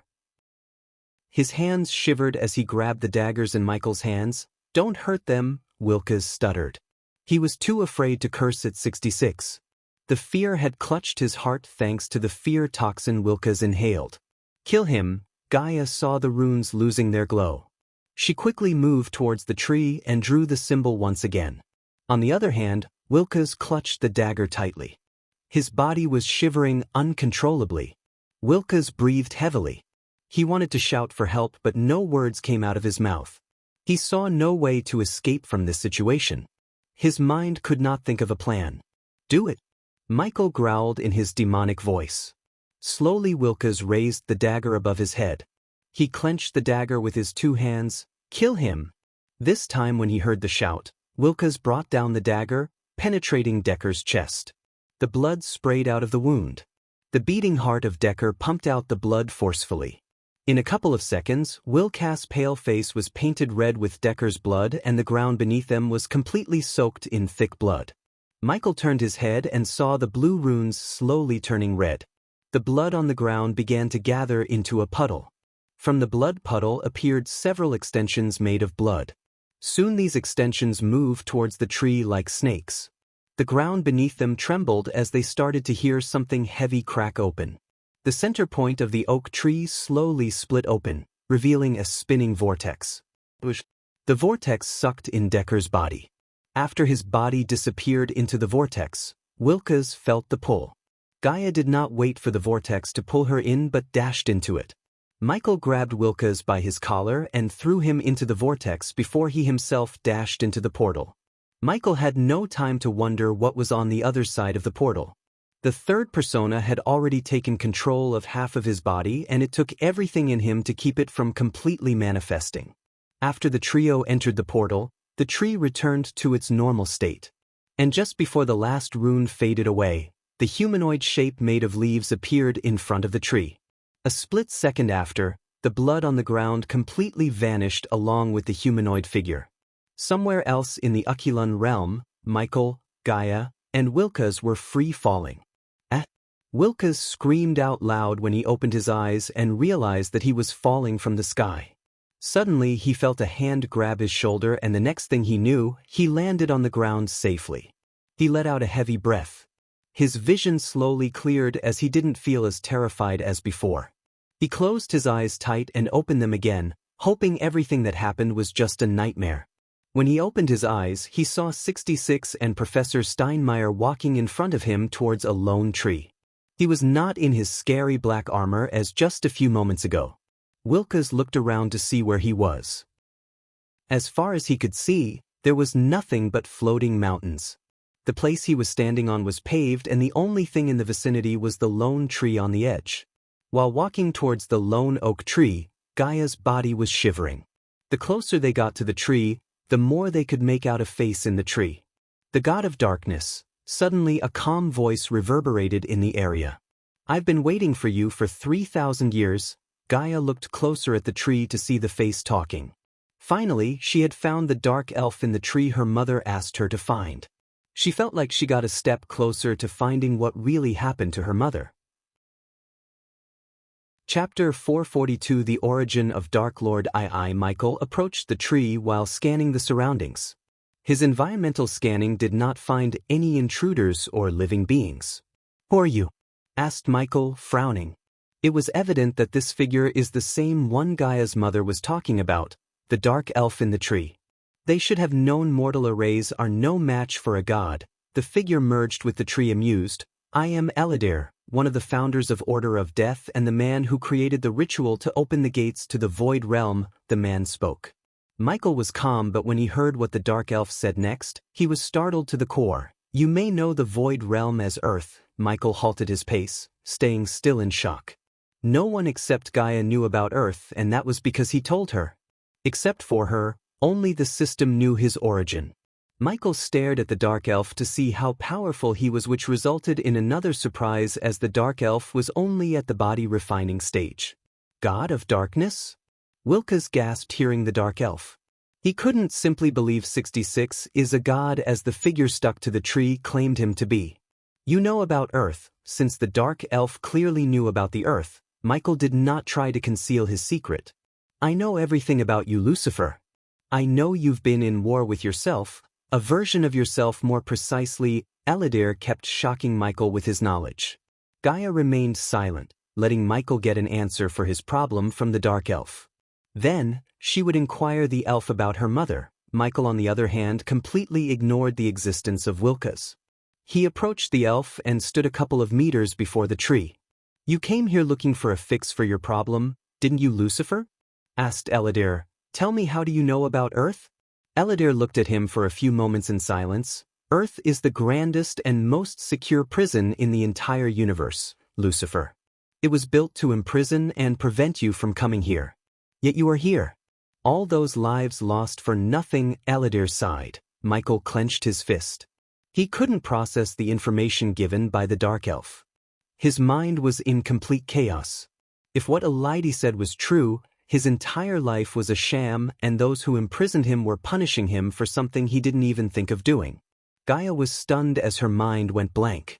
She came to his side and placed her hand on his shoulder to reassure him, because she knew his entire world was collapsing. "What about my parents on Earth? They were imprisoned too?" Michael's voice stuttered. For some reason, he felt a lump in his throat. It was too much for him to rationalize and process. He even started to sweat. To be honest, he wanted to sit down. "Have you met your parents on Earth?" asked Eladir as Michael slowly shook his head. "You have no parents on Earth. Your parents are from this world." Michael's heart skipped a beat. "Tell us who they are," asked Gaia immediately. "That's an answer only time can give you." Only silence filled the surroundings for a few moments before Michael opened his mouth. His eyes already began to flicker in crimson red. "Who imprisoned me?" asked Michael coldly. Gaia felt the air around her getting chilly. Soon, the sky started to turn darker and darker. The wind howled ominously, warning them about the approaching storm. "The same people who imprisoned me, Skyhall." Every time the elf opened his mouth, he stunned Michael and Gaia. It took them several minutes before speaking again. "Skyhall? You must be thinking the Guardians are the bad guys." "Cute," Eladir chuckled. Wilkes stood alone listening to their conversation. He was pretty freaked out by the sudden change in weather and the crimson-red eyes of 66. His eyes were glowing in red as though they were rubies. "I want to know everything." Michael's entire world collapsed in front of him. Everything he knew and believed was said to be nothing but smoke and mirror. He was sick of being in the darkness and wanted to know everything about him and his origins from the dark elf. "The least I can do for you is give you some answers before I wither away." Eladir sighed as he began to narrate everything from the beginning, starting from 3,000 years ago. The story began 3,000 years ago with Chiojin ascending to the throne of Holy Maiden. Michael didn't know that Chiojin, one of the founders of Mazorth, was the Holy Maiden of Skyhall. She was a 6-star runemaster, and according to Eladir, at the peak of her power, she invented an array that let her soul travel through time. Her time travel adventure turned out successful but not without a cost. The entire Sky Hall was thrown into chaos when their beloved goddess returned from the future half dead. She was an immortal stage cultivator, yet something or someone almost took her life. She was never the same afterward. To let the world know about the approaching danger, she built another array with the help of her friends to let the Sky Hall see the approaching calamity. The elders of Sky Hall and a selected few witnessed a glimpse of the future. Eladir was one of the elders of Sky Hall who watched the world fall into darkness. Qin called the future world the Dark Realm. There was neither sun nor moon in the Dark Realm, there was only utter chaos and darkness. People of the Dark Realm were stripped of their free will. They lived and died as mere cattle. In the world filled with darkness, only one stood atop and ruled the Dark Realm with an iron fist and dread, the Dark Lord. Qin was terrified of his power. She claimed even the gods left the universe fearing the Dark Lord's powers, and the only way to stop the Dark Lord was to imprison the Dark Lord before he reached the pinnacle of his power. Eladir and the other elders were aware of Earth, but they did not know how they created a void universe. There were records of it. Qin words turned out to be the prophecy, and each of the selected few who witnessed the glimpse of the future created a great clan of their own to protect the world and prepare for the great war against the Dark Lord. What they witnessed pushed the Sky Hall to take drastic measures. They scoured the world for the Dark Lord. They massacred anyone who slightly deviated from the path of good in the name of the greater good. After the disappearance of Jin, the once protector of the world slowly turned into something they were supposed to fight against. Some believed Qin died due to the injuries she suffered during her time travel, some believed she went back to the future again, and some believed she ascended to the realm of angels after reaching the celestial stage. No matter the reason behind her disappearance, it resulted in Sky Hall building prisons, mass graves, torturing thousands of people, and wiping out entire races they deemed evil. Eladir along with some other elders couldn't stand and watch doing nothing. They defected the Sky Hall, but not before Eladir finished a ritual that would open the gate to Earth. Eladir and the others saw the Sky Hall turning the world into the Dark Realm without even the Dark Lord. Hence, they worked in the shadows to put a stop to the madness. As time went by, they were called the Order, and when the Sky Hall found out about them, they branded the Order as the Order of Death. Although the Order of Death was powerful, they couldn't stop Sky Hall from capturing the founders of the Order, including Eladir. Eladir believed some escaped, but he wasn't fortunate. The Sky Hall marked him as the traitor and chained him to the tree, chaining him with powerful curses. He was to suffer all the eternity alone. And 21 years ago, I felt the portal to the earth open and I knew, they found you. How do they know for sure it's the Dark Lord they found? Asked Gaia. She was burning with overwhelming rage for what they did to Michael. Qin left the Sky Hall the means to locate the Dark Lord. 19 months ago, I felt the gate to Earth open again. Only this time, no one was sent to Earth. On the contrary, you came here. This means Qin was right. It was you who sent to Earth 21 years ago, and there is no mistake. You are the Dark Lord. The armor of Lucifer had completely covered his body along with the cloud of darkness. He transformed into a complete Lucifer form without his control. My parents, what happened to them? Michael growled. Gaia felt a chill as his voice had never sounded more demonic and cold like this before. The ritual required your ties to be cut off. The strongest tie of them all is the bond between you and your family. To cut the bone, your family had to give you away willingly, and since they sent you to Earth they didn't abandon me, Michael interrupted as the area grew darker. Wilkes was shivering seeing what was happening in front of him. He was in total shock. If he had seen a way to escape, he would have already called for help because it was too freaky. They gave me away willingly. Michael looked up at the sky. Tears rolled out of his eyes, and seeing the tears, Gaia couldn't hold back her tears. This was the first time she had seen him shed tears. In the corner of his heart, he always believed his parents didn't abandon him but forced him to leave him for some reason. His belief was shattered as he realized they gave him away willingly. If the Sky Hall was capable of genocide, they were also capable of torturing his parents. What if they killed his family? Gaia asked Eladir. Gaia would rather hear his family was killed than give him away willingly. She knew how much pain he was going through. The ritual doesn't work that way, and killing his family would not cut the ties. The ritual was extremely powerful and volatile. Any mistakes or changes would have resulted in a calamity. What about Abras? The owner of this body? Is it a coincidence I ended up in him? Michael did not ask more about his parents. He got his answers. There was no need for him to know more. They willingly gave him away, and as much as it hurt him, at least his heart could be at peace. Chapter 443, The Origin of Dark Lord 3. Nothing is a coincidence when it comes to you, Lucifer. Have you ever wondered that out of millions of bodies, why you ended up in this particular body? Asked Eladir. Although the Dark Elf seemed to know a whole lot about him, Michael didn't think he knew about the system's existence. Under no circumstance, Michael would reveal the existence of the system. Therefore, instead of telling the system chose this body, Michael shook his head. He was oblivious to the truth behind why the system chose Abras. There was more than just a resemblance behind the system's decision to choose Abras. It's because this body belongs to you. Only souls could pass through the gates to Earth. It seems like a piece of your soul remained in your infant body. Eladir was not only a 5-star Ringmaster but also an expert in souls. He trained his mind and eye to see through a person as nobody could. Therefore, Eladir could see the broken soul inside Michael. You're saying he and the owner of the body are the same person? Asked Gaia while Michael remained, uttering no words. It was too much for his mind to process quickly. However, the more he thought about it, everything started to make sense. You are him and he is you.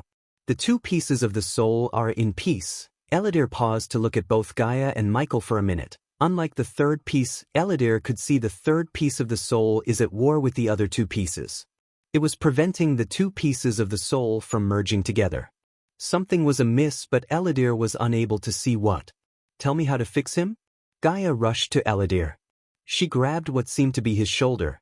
However, Gaia could only feel wood, not flesh. Soon, the green leaves of the oak tree slowly began to dry and turn brown. The tree was withering. What's happening? Gaia stepped back. My time is up. I used what was left in me to summon you here. I am sorry I couldn't help you more, Lucifer. The path you walk. Eladir stopped talking as half of the tree withered completely. System, I need him. The system has found several curses on him that are binding him to this oak tree. The system also found an interference. It's temporarily blocking the curses and letting his soul depart from his body.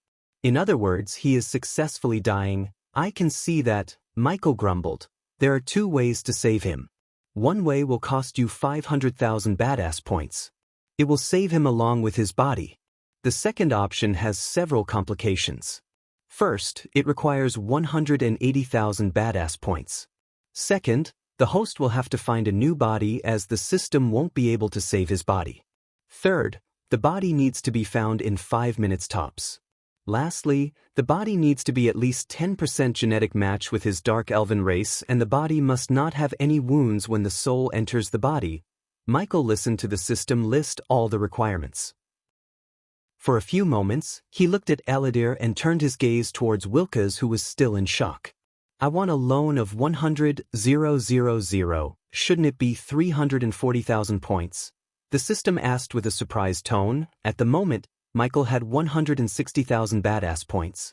Hence, to get 500,000 badass points, he needed 340,000 badass points as the system suggested. Do as I say. Take 100,000 badass points and buy the Soul Eater skill. Shit. The system was stunned. If the system had a face, the face would have shown an expression of utter shock. The acute pain in his head had appeared again. However, compared to the pain in his heart, the pain in his head was futile.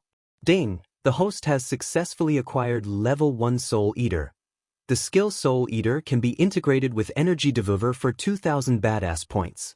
Does the host visit to L-World? COM discover _new novels. Yes, Michael interrupted the system. After the system integrated the new skill he bought, it showed him his status in front of his eyes.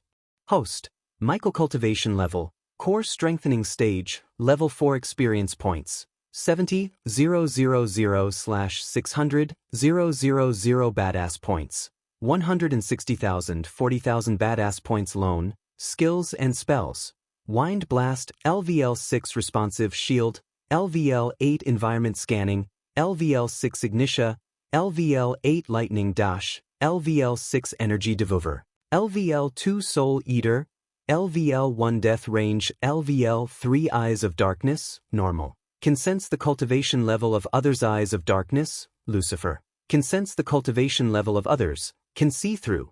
Illusions Cloud of Darkness, Lucifer. Weak-willed enemies will lose their courage completely and surrender. Death range will be 50% more powerful, and if activated in darkness, the host's cultivation level will be boosted 4 levels up regardless of the stage barrier. Wordless Spellcaster, Lucifer. In full Lucifer form, the host just has to think of the spell to cast it. Techniques: Swords of Destiny, 98% Mastery Ring of Fire, 88% Mastery Serpent Maga, 97% Mastery Occupation. Core Disciple of Sunrise Sect, the Guardian of Sunrise Sect, Lord Lucifer of the Abyssal, the Dark Lord King of Bradford. This content is taken from L-World. Com status, healthy goals. Control the world, rebuild the Order of Death. Utility function, Banker, LVL 5, ratio, 1000 gold coins, 40 badass points, runic teleportation, X-ray vision, also integrated with Eyes of Darkness, wealth, 15 million gold. Special trait, 5-star alchemist, 4-star inventor. Subordinates, Gaia, warrior, loyalty level 100%. Raylene, 5-star chef, loyalty level 99%. Arya, assassin, loyalty level 68%. Heinberg, warrior, loyalty level 45%. Maxine, warrior, loyalty level 98%. Tiberius, warrior, loyalty level 55%. Sadie, loyalty level 40%. Ricky, loyalty level 98%. The Silent Reaper crew, pirates, loyalty level 90%. Base of operation, Sunrise Sect, the Abyssal, the Crypt Kingdom of Bradford. Familiars, Nightmare, Forest Dragon, Vidora, 3-headed Hydra. Michael noticed the bump in loyalty levels, but he was concerned about more pressing issues than loyalty levels. Soul Eater was a skill he was eyeing for quite some time to buy. He was in no rush to buy the skill until now. The reason he didn't buy earlier was that the price of Soul Eater was 60,000 badass points. Among all his spells, this was the deadliest and most powerful. Visit L-World. CHOM, for the best no_vel_eat_ng experience. At level 1, the Soul Eater can be only used on cultivators who are at least 2 stage below the host. Prepare to save Aladir. Host, what are you planning to do? The system had already guessed what he was about to do, yet the system asked the question because it was unbelievable. Quite honestly, the system didn't think he would do that. The surroundings started to move again after he exited the system, as though they were being paused. Sporting his complete Lucifer form, he walked towards Wilkes. Wilkes was stepping back in fear. The closer Lucifer got to him, the faster his heart beat. Wilkes shivered as he looked up at Lucifer's crimson-red fiery eyes. Seeing him in his full armor, Gaia had a feeling that Michael was planning something. Pull another miracle, human, she prayed in her mind. You've heard him. Michael began to talk to Wilkes in his demonic voice. Now you may have an idea of what I am capable of. Bend your knees and swear your loyalty to me. I will give you the blood of those who hurt you as one of the many gifts I have in store for you. Wilkes almost stumbled and fell on his back hearing Michael. Blood? I don't want any more blood on my dash. Wrong answer, Michael interrupted by grabbing Wilkes' neck. As expected, Gaia saw the half-elf being lifted off from the ground. The next moment, she saw the dark cloud of smoke shrouds Michael enveloping Wilkes. All of a sudden, Wilkes' body went rigid and his mouth opened wide. A bright stream of white smoke rushed out of Wilkes' mouth and went straight into Michael's mouth. Wilkes' body kept twitching violently. In a few blinks of an eye, his body stopped twitching. System Hayrace the body for Aladir. Soul transferring initiated. Gaia noticed a beam of light being shot out from Michael at Aladir. She felt the air being sucked out by the light beam. She took several steps back, looking at the tree withering more and more. In a few moments, the tree had crumbled into nothing but ashes. When she looked at Michael, Wilkes' body moved yet again in his hand. Wilkas's eyes rolled back in his eye socket and stayed that way for a few moments. Michael put Wilkas on his feet again as the half-elf gasped for air suddenly. "I am alive," Gaia heard Wilkas. She came to Michael's side as Wilkas kept looking at his arms and body as though he had never seen them before. Ding! Congrats to the host for killing a body-strengthening stage, level 2 cultivator. The reward is 10,000 experience points as well as 300 badass points. The Soul Eater has absorbed the soul of Wilkas. The host has received 20,000 experience points. The more tainted the soul is, the more the experience points, the system sounded in his mind. Absorbing the souls without battling wasn't the Soul Eater's powerful ability. What made the skill powerful and deadly was its power to turn the souls into experience points. As the system suggested, the more tainted the soul is, the more the experience points. In other words, absorbing an evil person's soul would give him more experience points than the soul of a lesser evil. You absorbed his soul, Gaia heard Wilkas, but something told her that the half-elf in front of her is not Wilkas. The Soul Eater was supposed to be used with Soul Stare, which would make the victim see their past transgressions, and it inflicts upon the individual the same pain they have caused to others. The Soul Stare skill required 300,000 badass points and Soul Strengthening stage level 8. He was naive and a spineless coward. He would rather live like a maggot than take the chance to change his life. I have no place for a person like him, on L-World. See, Meladir was truly stunned at the display of Lucifer's power. The curses put on him were unbreakable, yet Lucifer did not only lift the curse, but he also transferred his soul into another body. He had never heard of or seen a person who could perform such a feat. Now tell me how to deal with this third piece of the soul.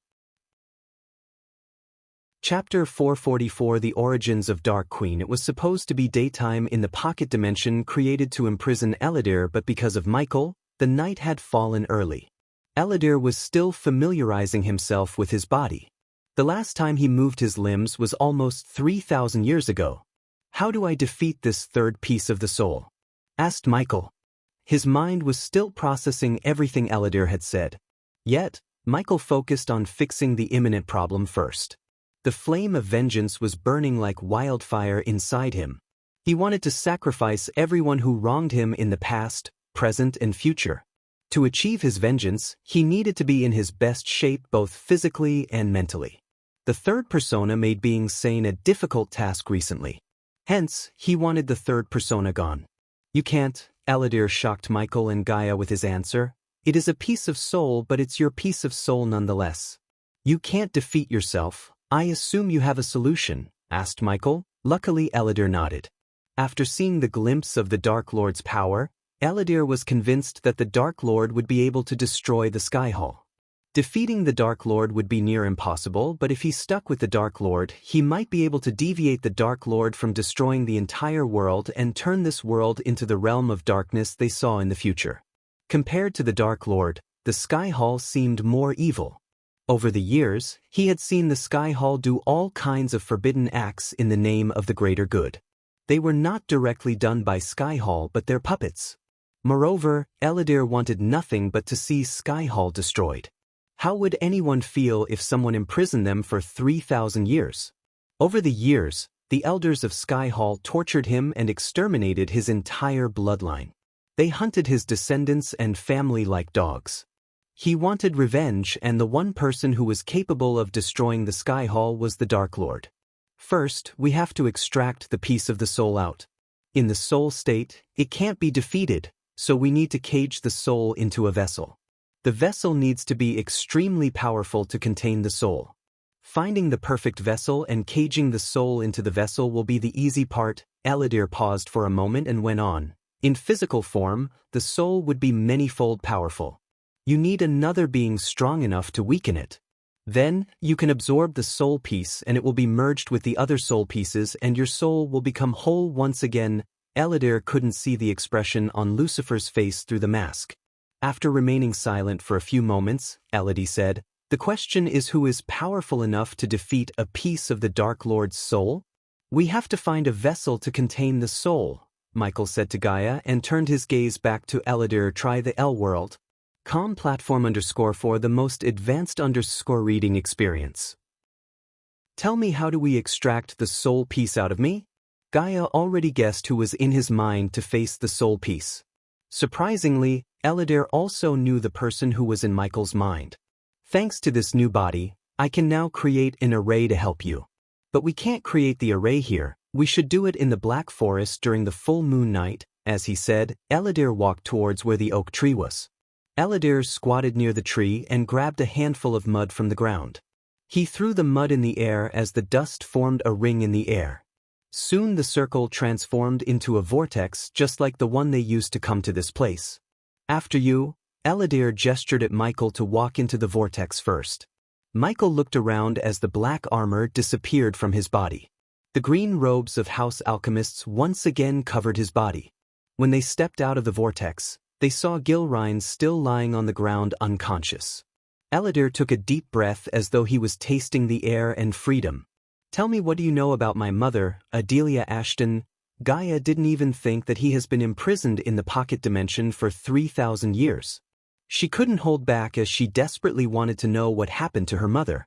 The paralyzing agent mixed with the knockout potion would keep Gilrine unconscious for at least 12 hours unless he received the antidote. He was in no rush to wake up Gilrine. Hearing Gaia's question, Eladir turned his gaze from the night sky to her. A few seconds later, Eladir heard Gaia. He frowned. He stared at Gaia from top to bottom. He walked towards her, looking her directly in her eyes. You have her eyes. Eladir's voice broke as his eyes watered. Michael could see the great pain in his eyes. You saw my mother? Eladir shook his head. Your ancestor, one of the founders of the order, Edwina Wraith. You have her eyes. Eladir gently brushed Gaia's face. She didn't move or take his hands away because deep down, she too felt a connection with Eladir. Ashton is an alias used by her. I guess her descendants used this alias as their family name. Eladir smiled slightly. Tell me, what do you know about my mother? Where is she? Is she alive? Asked Gaia with the hope of finally getting an answer about her mother. Michael didn't interrupt. He remained silent, letting her ask all the questions she wanted while checking out his surroundings. Besides, he himself was in utter shock. Visit to Elworld. COM discover _new novels. How is my family related to your order and him? She pointed at Michael. You don't know? Eladir was surprised. Gaia shook her head. Your ancestor Edwina was a founder of the order. She served the order and the Dark Lord. During the last stages of the war, she made sure the elders who were essential to finding the Dark Lord could escape the Guardians and the Sky Hall. When everyone was afraid of the Dark Lord, she was the only one who believed that he might be what this world needs. So together we came up with a rune that would pass the secrets about the order and the responsibility of the wraiths to her descendants. Gaia's face was blank as she didn't know how to react. She thought her mother had somehow meddled with the order, yet she never expected her entire bloodline would be the servants of the Dark Lord and her ancestor was one of the founders of the order. When a wraith dies, a piece of their soul would be left behind to pass on the secrets to the next of kin. If you hadn't seen it, that means your mother is still alive, Mom. Gaia's eyes watered up, but this time, it was filled with tears of joy. She couldn't stop herself from grinning. My mother is alive? Asked Gaia, tears rolling on her face. That rune was one of my best works. So I am sure. Gaia leaped at Eladir and hugged him tightly. He had given her the best news in many, many years. She did not even dare to think he might be lying or wrong. Deep down, she always felt as though her mother was still out there somewhere. I need to find her. How do I find her? She was still hugging him. You can't, no one can. When she heard Eladir, her smile froze as she let him go. She took a step back to see Eladir sigh. Your mother is a wraith. When a wraith doesn't want to be found, no one can find them. You can't hunt a huntress. Wherever she is, she must be hunting someone. Try the Elworld.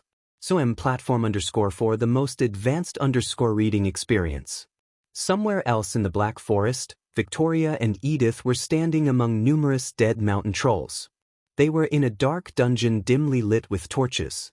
In addition to mountain trolls, there were countless dried bones and skeletons. Unlike Victoria, who remained calm, Edith was breathing heavily. Is it over? I think so, but don't let your guard down. The sword in Victoria's hand was not made of any metal. Her sword could not even be compared to the swords in this world. Any blade would be cut in half by her sword because it was made of pure cosmic energy. The emerald green energy sword radiated frightening power. At the end of the dungeon was a metal gate with several glowing runes. Victoria cautiously walked towards the gate, expecting a trap to appear any second. They had faced countless traps, skeleton guards and mountain trolls, and undead. Yet, nothing could stop Victoria and Edith. They came prepared and she overwhelmed everything with her cosmic energy.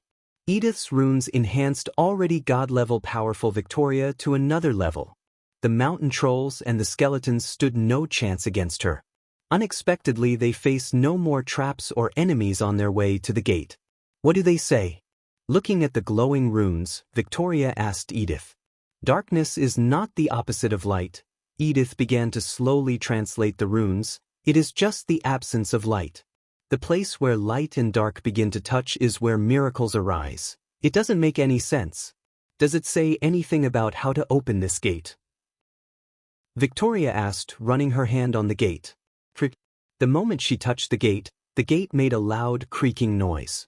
They immediately stepped back as the gate slowly opened to reveal what they were looking for, the primordial flame. The hall before them was lit with blue flames on braziers on each corner.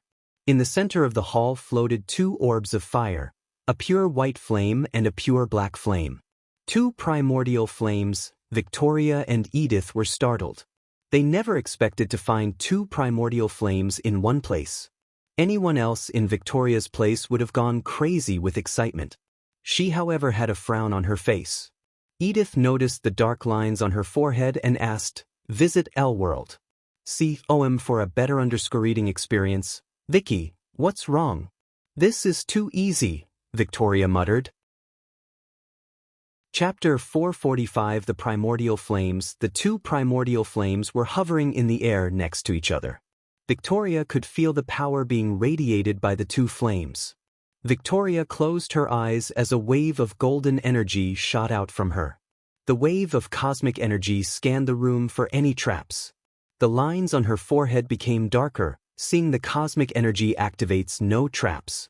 Although the cosmic energy activated no traps, Victoria still expected a trap to appear any second when she was making her way towards the primordial flames. The primordial flames didn't react to the intruders.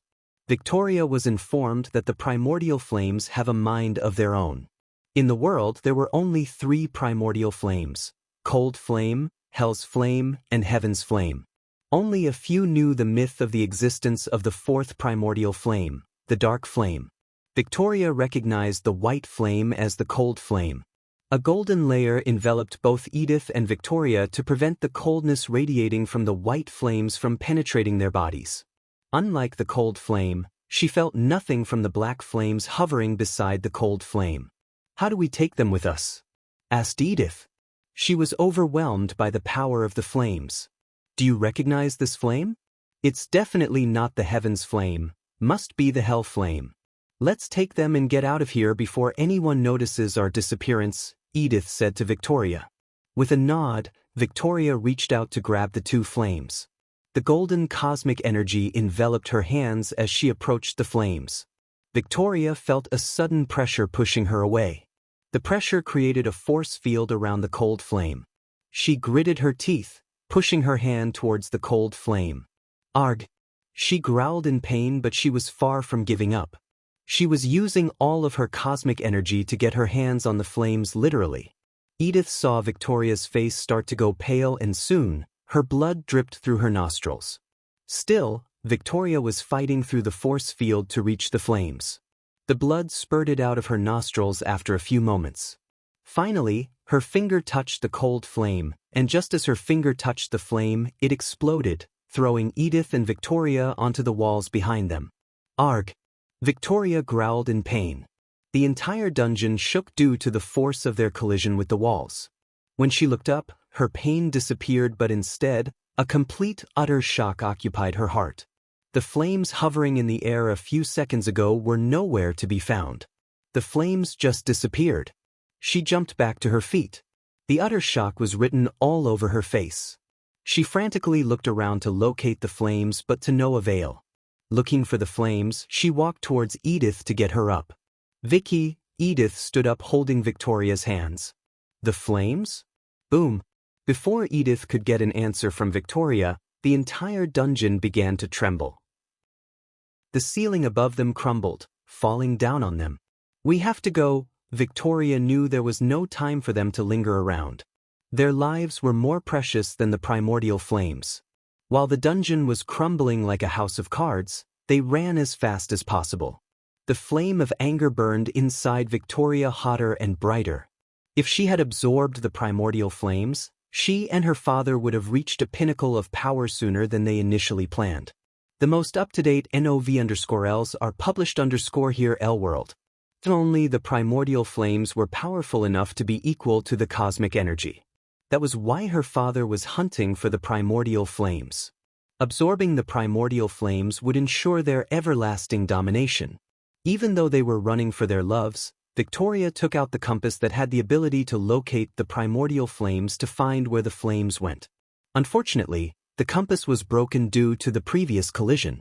The needle was broken in half and the glass was shattered. Damn it! Meanwhile, in the Black Forest, Gaia injected the antidote into Gilrine to wake him up. Michael and Eladir left the area to resume connecting the Blackfoot mushrooms. Arg! Gilrine jolted. He was breathing heavily, and when he saw Gaia squatting beside him, his face went pale. "What happened?" Gaia asked, pretending not to know anything. "Great, I will tell Headmistress Kayla that you were busy sleeping in the middle of the fucking Black Forest." Gaia punched Gilrine on the shoulder. "No, I wasn't sleeping, I saw something." "Move your ass, we have to get them back to the castle." Gaia didn't linger around but walked away from Gilrine. Gilrine stared around him with a pale face. He quickly checked his pocket to see if the pouch was still there. He was relieved to find the pouch in his pocket just as he left. He could swear he saw something before he lost consciousness. Once again, before following Professor Steinmeier, Gilrine went to the tree and checked if there was something amiss. Did something happen? Nah, what am I thinking?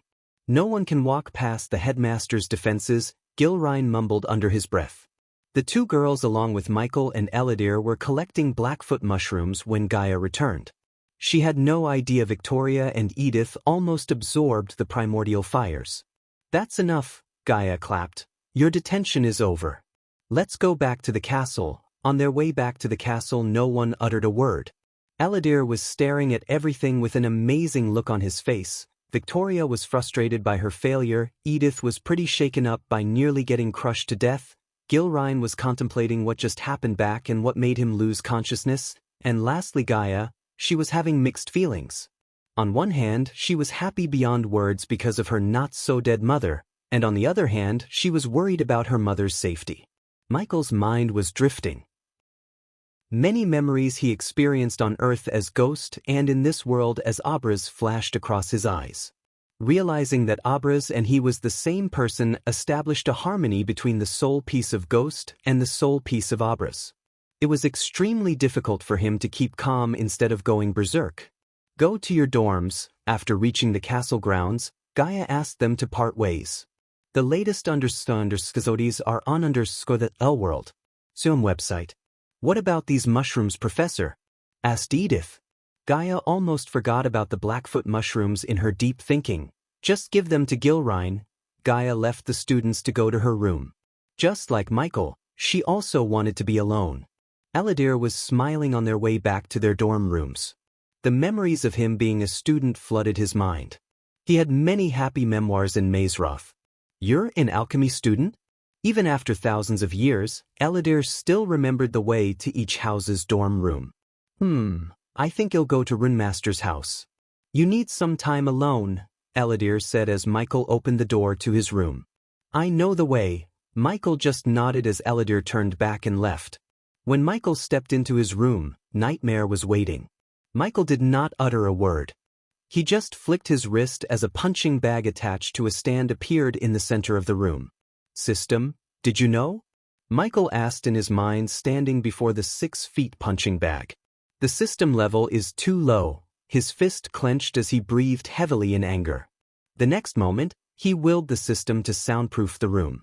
Nightmare noticed a dim light appear in the room. Sky halt boom. Michael punched the bag with enough force to create a loud booming sound. Guardians, the punching bag received another hit.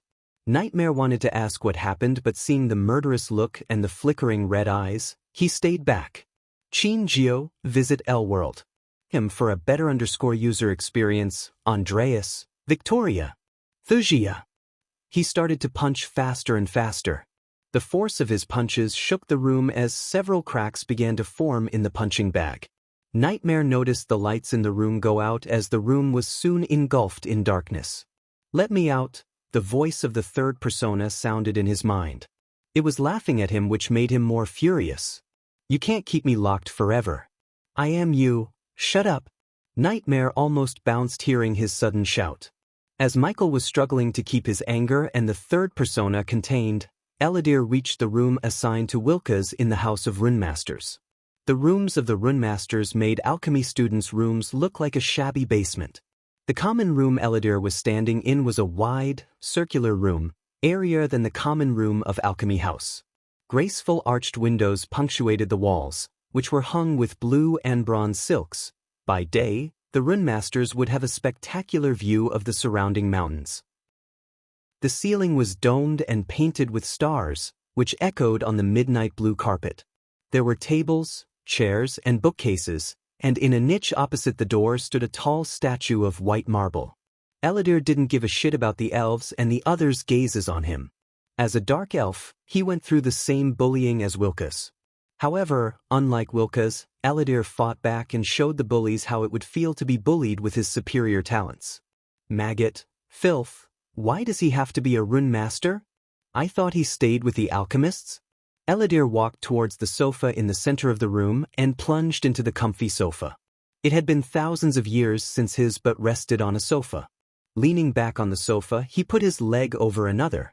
The elves were surprised. They couldn't take him being arrogant in front of them. Filthy maggot, from the elven gang, an elf walked towards Eladir with the intention to throw him away. The elves who got their butts kicked by Michael were standing in the corner smiling. He was not in the House of Alchemy but the House of Runemasters. You can find the rest of this content on the L World platform. They were excited to see the half-elf get beaten. Little did they know that the half-elf they knew was no longer in this world. The one occupying his body was a several thousand years old 6-star Runemasters. Chapter 446. Something that could kill the Dark Lord. Everything has changed except you half-minded idiots. Eladir shook his head disappointedly. He leisurely grabbed the goblet on the side of the table to quench his thirst. The elves were having a bit of a party, so the goblet was filled with red wine produced from the nearby village. Despite the goblet's simple look, it was heavy and imbued with a rune that made the goblet near impossible to break. Ignoring the approaching elf, Eladir took a little sip of wine. His body jolted when the red wine touched his taste buds. I can't say I didn't miss this. Eladir took a long sip and in a few blinks of an eye, he emptied the goblet. You have some bang? The Runemasters who were looking at the elf dashing at the half-elf stumbled down. They couldn't realize what just happened. The half-elf was drinking wine, the elf was dashing at him. The next thing they saw was the elf collapse to the ground. Only a few seconds later they noticed the crushed goblet in the half-elf's hand. They finally realized that the half-elf hit the elf with the goblet with enough force to not only knock down the elf but also crush the goblet itself. The amount of force required to crush the goblet was not a joke, yet the half-elf crushed it by hitting the elf in the head. The elf was grumbling on the ground in pain. He held his head as blood drenched the floor beneath. However, his agony became more painful when Eladir stepped on the elf's throat, increasing pressure little by little. If you assholes want to spend your lives being racists, knock yourselves out. But when I'm here, I don't want to hear a single snarky comment about me or my race. Few of the elves couldn't see a fellow elf being crushed by a half-elf in front of their eyes. Hence, they dared to attack the half-elf. Fighting in the common rooms was not a big deal until no one informed the prefects about the fight. They doubted that even if the prefects knew they beat up a half-elf, they would give a damn about a maggot. After all, the prefects of House Runemasters were also elves. The elves were a couple of feet away when a sudden vibration reverberated in the room. The elves halted their steps. Their golden hair produced smoke as the smell of burning hair permeated the room. Eladir snapped his finger and the elves began to tremble violently. Their robes smoke as they crumbled down, leaving the elves naked. Their golden skins soon turned as red as ripe tomatoes. Visit Elworld. See Hyoam. For the best no_underscore_underscore experience, the other runemaster witnessing the scene with startling faces looked down to see a glowing chakra on the floor where the elves were standing. When did he place the rune? What rune is that? So powerful, how did he do that? The onlookers were stunned beyond words. Eladir snickered inside, seeing how a basic level rune could surprise these amateurs like this. The energy in his soul deteriorated over the years, and once a half-immortal stage cultivation was now a mere body-refining stage cultivator. Until Eladir could cultivate to become stronger, he would only be able to use mediocre runes. Nonetheless, these basic runes were enough to keep the elves from annoying him in his time at Mazeroth. Next time, "I'll burn the thing between your legs," Eladir threw aside the goblet before making his way towards his room. The elves who were being electrocuted collapsed to the ground finally when Eladir snapped his fingers again. "Now someone shows me my room," he evilly grinned, which sent a chill through everyone's spines. Somewhere else on the Azer continent, Noah was trekking through a snowy mountain. As far as one could see, there was nothing but milky white snow and crystallized ice pikes that were sharp as daggers. The howling sound of the wind was the only thing that accompanied them while the blowing wind brushed past their bodies with enough force to knock them down at any moment. "Arg, I miss flying," Noah sighed but kept trekking through the snow. "And I miss a roof above my head and something that saves my Harry but from freezing," the golden Babaru, Norvin, curled up inside Noah's inner pockets. The monkey made a comfy home of his long coat's pocket but still bitched about the weather. "You should have brought Alicia instead of me. She must have loved being literally cold." "We are close, Noah," Andreas' voice sounded in his head. "Shoo," Noah shushed Norvin quickly. "The old man inside the ring talking to you again?" Norvin rolled his eyes, being annoyed by getting shushed. Founders so current_novel on Elworld. See, apart from Noah, Norvin was the only one who knew the existence of Andreas.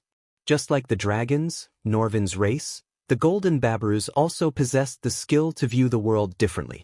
After Norvin reached the core formation stage, he sensed a living being in Noah's ring.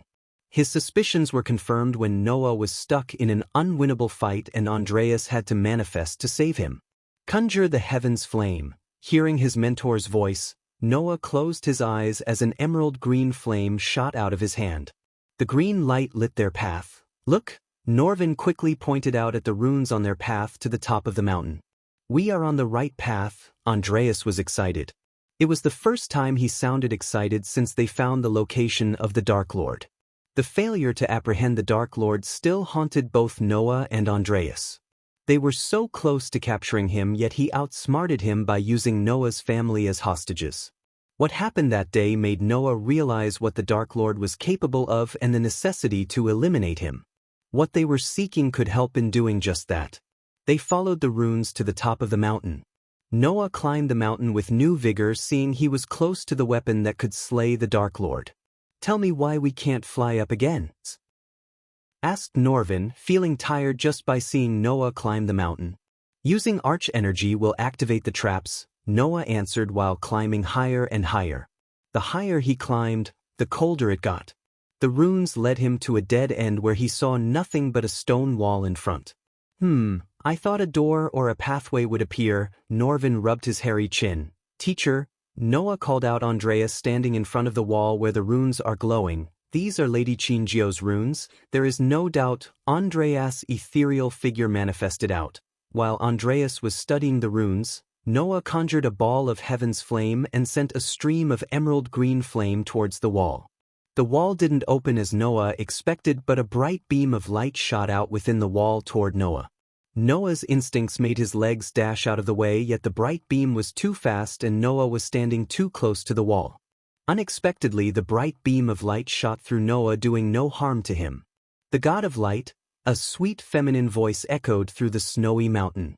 The showering snowy rain stopped all of a sudden as though someone pushed the pause button.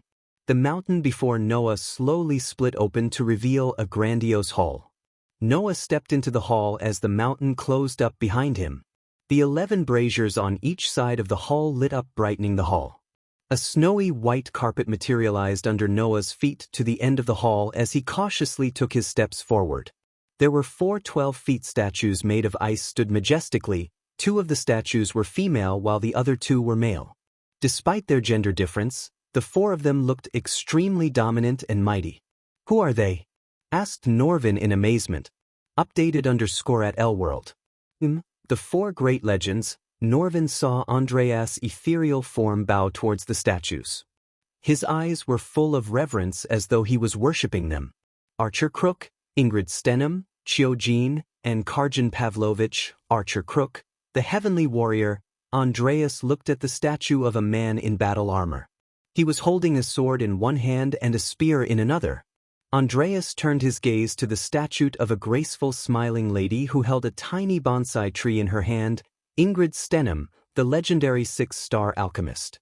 Her talents were beyond any star levels. The legend has that a drop of the healing potion brewed by her could heal an army to their full health. He turned around to look at the statue of a long-haired muscular man with a hammer, Karjan Pavlovich. The only human 6-star blacksmith this world has ever seen. Finally, they all turned their eyes to the statue of a lady in Qipao. Her hair was tied into a bun and unlike the rest of the statues, she was looking at the stone table at the end of the hall. Qin Jiao, the woman who saw the future, the mother of the great prophecy. Noah was surprised to see Andreas kneel down in front of her. "We won't fail you, Lady Qin Jiao," Andreas said, letting out a deep breath. After saying those words, the trio cautiously walked toward the stone table. They expected to spring a trap any second, but they never did. When they reached the stone table, they saw 2 hand imprints on the table. "I have a feeling you two should place your hands on the marks," Norvin exclaimed. Andreas and Noah looked around. There was nothing except statues and the stone table in the hall. "Shall we?" Noah believed those who were called him here. They had no intention to harm him. If they had, they would have done it by now. Therefore, he placed his hand on the stone table and so did Andreas. Nothing happened for a moment, but soon, the hall trembled as they noticed the heads of the 3 legends slowly turning towards them. From each of them, a bright beam of light shot out at Noah. Finally, a golden light shot out from Qin Jiao's statues. When the 4 light beams met at the center of the stone table, the same voice they heard before sounded again. "Find the other 4 arrows and vanquish the darkness." From the 4 lights emerged an arrow that radiated an immense amount of power. The arrow was made of no metal but light. Noah gently grabbed the arrow, and the moment he touched the arrow, it disappeared into him. He sensed the arrow within him, in a form of energy.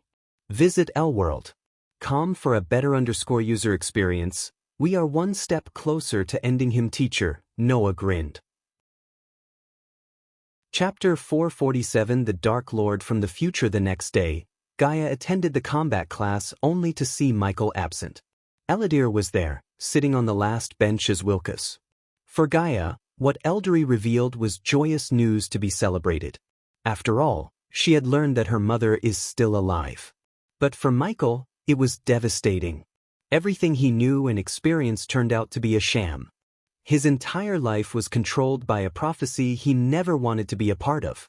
In a short amount of life, he had faced so many betrayals and even worse, betrayal by his own family and the girl he loved, Victoria.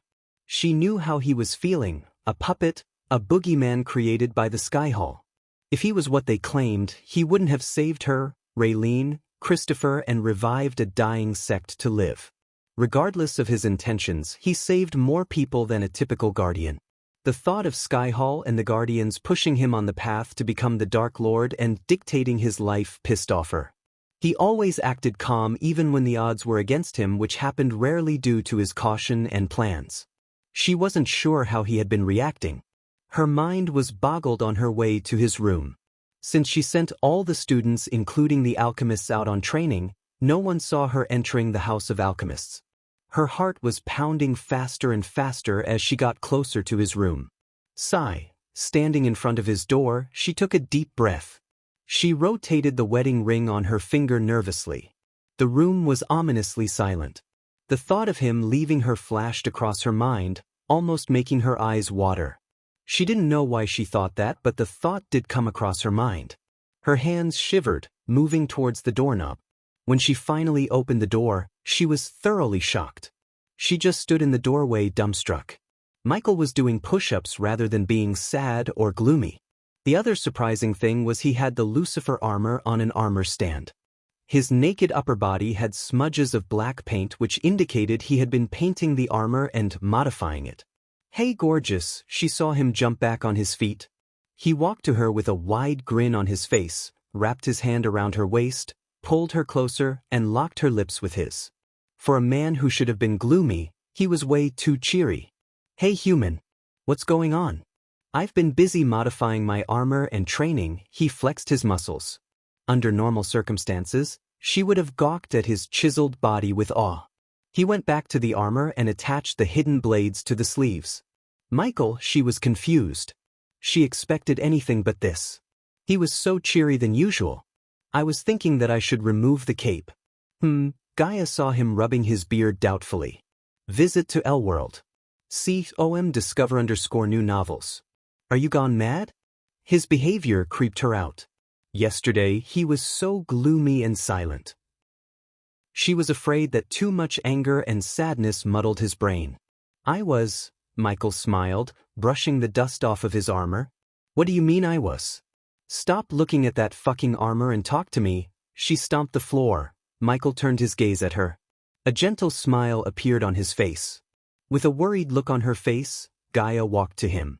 Her eyes expressed the concern in her heart better than her words and face.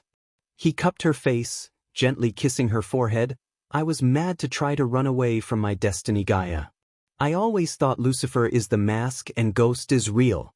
But no, yesterday, I realized it was the other way around." Michael let her face go to put his hand around her neck. He walked towards the windows with Gaia.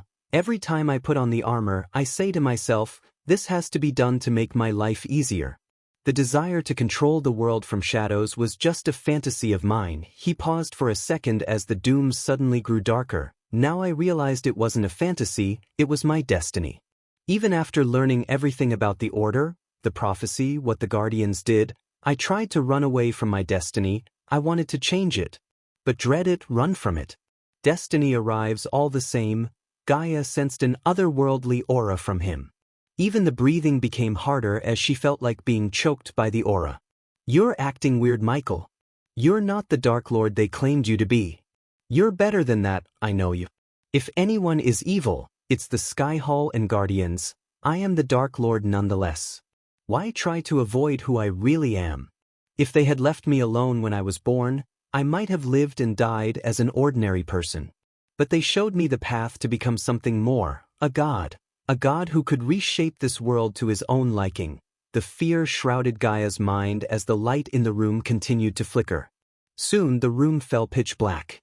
Manipulating the darkness was not a skill or spell he bought from the system. Rather, he felt as natural as breathing. His strength had gone through the roofs, and he sensed that he would be more powerful if he merged with the third piece of the soul. Just making peace with himself unlocked an ancient power in him. When the lights returned to the room, Gaia was staring at him with a pale face. New_chap_ are pub_lished on L-World. Calm, don't worry Snakey, this is what the future me wants. Michael smiled looking at the distant horizon. When he saw her face, confusion was written all over her face. "Think about it, Gaia." Shinjio went to the future and saw the Dark Lord. "And who is the Dark Lord?" "You heard Aladir. I beat her to half-death but didn't kill her. That doesn't sound like me unless I let her live." "You're saying you came from the future? It makes sense, doesn't it? How we met, the portraits of me in the dark forest, how I met Nightmare. Don't you feel like everything is connected? I don't care where you came from or from when you came, I'll be at your side as long as I'm alive. What if your family gave you away? I'm all the family you need." Gaia embraced him in a tight hug. She squeezed him, having no intention to let him go. Gaia jolted away from him when someone knocked on the door. "It's me, can I come in?" Elidar's voice came from the other side of the door. "Come in," said Michael as Eldry opened the door to come in. "Am I interrupting something?" Seeing the half-naked Michael and the tense body of Gaia, Eladir thought they were exploring the area of love together. "Nope. Did you find everything you need?" Eladir walked towards the armor of Lucifer hanging on the armor stand. He just looked at it from top to bottom before turning his gaze back at Michael. "I had to go through some annoying conversations, but I managed to get everything. Now we just need a vessel and someone who could weaken the vessel with your soul piece in it. The latest __zodies are on _the L world. CTOM website." With a flick of his wrist, Michael took out a tablet-size mirror from the system storage. He threw it at Eladir. "There is your vessel." Eladir looked at the mirror to see a mountain troll in it, but this mountain troll was nothing like the one he scared using his energy a day ago. The mountain troll in the mirror was on fire and had a pillar with scorching hot lava oozing down. A fire giant. Eladir had seen only a few in his lifetime.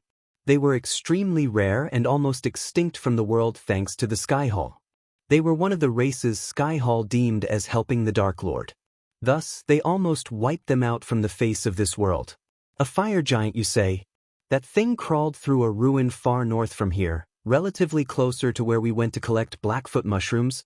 Gaia took the mirror from Eladir's hand and saw the fire giant sleeping.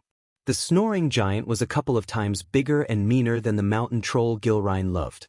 "We will let the fire and ice battle it out. In 2 days, I want my soul to be whole again." The ritual to extract the third piece of soul out had to be performed on a full moon day. Fortunately, the next full moon was in 2 days. The fire giant's appearance was not a coincidence but a result of Victoria's visit to the dungeon. She killed everything that guarded the dungeon except the fire giant. When the primordial flames left the dungeon, they woke up the slumbering giant. The giant was now tracking the primordial flames. Michael was oblivious to the intention of the fire giant. His first priority was to make his soul whole. He had a feeling that once his soul became whole again, his powers would grow exponentially. "What's the plan?" asked Gaia. "I will lure the fire giant to the ritual site. You make sure no one plays hero." Michael then explained the full extent of his plan to Eladir and Gaia. After hearing the plan, Eladir was quite surprised. The plan was simple but elegant and fail-proof. Slowly Eladir realized why a legend of a person such as Chinjio shuddered to even utter his name. He had devastating power and a brain to outsmart his opponents. This was a deadly combination. Moreover, his soul seemed to be in peace unlike when he first met him. "What's the plan after you absorb the third piece?" asked Gaia. "Try the L world. CTOM platform _for the most advanced reading experience." Farming badass points, Michael thought in his mind but only revealed a smile to Gaia. Chapter 448 The Alchemy Class and Bullies. Only 1 day remained until the full moon. To farm badass points and brew a potion that would attract the fire giant to the ritual site, Michael went to the potions class. Lucky for him, today was the first day of potions class. Potions lessons took place down in one of the dungeons. It was colder in the classroom than up in the main castle and would have been quite creepy enough without the pickled animals floating in glass jars all around the walls. The classroom was large enough to hold at least 30 students, their cauldrons, and their work tables. In the corner of the classroom was a basin into which icy cold water poured from a snake's mouth. A student supply cupboard could be seen in the room, along with a blackboard on which the professor could write formulae and recipes for potions and pills. Professor Lane's office and personal stores were adjacent to the potions classroom, and there was a room in the corner to access the office from the potions classroom. Michael felt weird carrying a set of books like a student. When he entered the classroom, he noticed that not only the classroom was gloomy but also the students looked gloomy. None of them dared to utter a word. As he liked, he went to the table at the far end of the corner from the professor's table. A copper cauldron along with a yellowish parchment laid on the table. "Hey," a brown-haired youngster next to Michael's table waved at him with a friendly smile. Since the youngster was sharing his table with orcs and beastmen, he seemed to be glad to meet a fellow human. Michael just nodded with a smile before reading the contents written on the parchment. Healing potion recipe. Michael immediately recognized the ingredients and what potion could be brewed using these ingredients. Another batch of baffling bumbling fools. A cold voice reverberated in the classroom. The students saw Professor Lane walking out of the door connecting the classroom and his personal office. Professor Lane Voldegard was a tall, thin man with pallid skin, a large, hooked nose, and a pearl-white set of teeth. He was dressed in flowing black robes which made him resemble an overgrown bat. He had shoulder-length, smooth black hair which framed his face in curtains, curling lips, and dark, penetrating eyes that resembled tunnels. When he entered the classroom, the already gloomy classroom turned gloomier. The most up-to-date NOV_Ls are published here L-World. You are here to learn the subtle science and exact art of alchemy. As there is little fancy spell casting here, many of you will hardly believe this is sorcery. I don't expect you will really understand the beauty of the softly simmering cauldron with its shimmering fumes, the delicate power of liquids that creep through the veins, bewitching the minds, ensnaring the senses.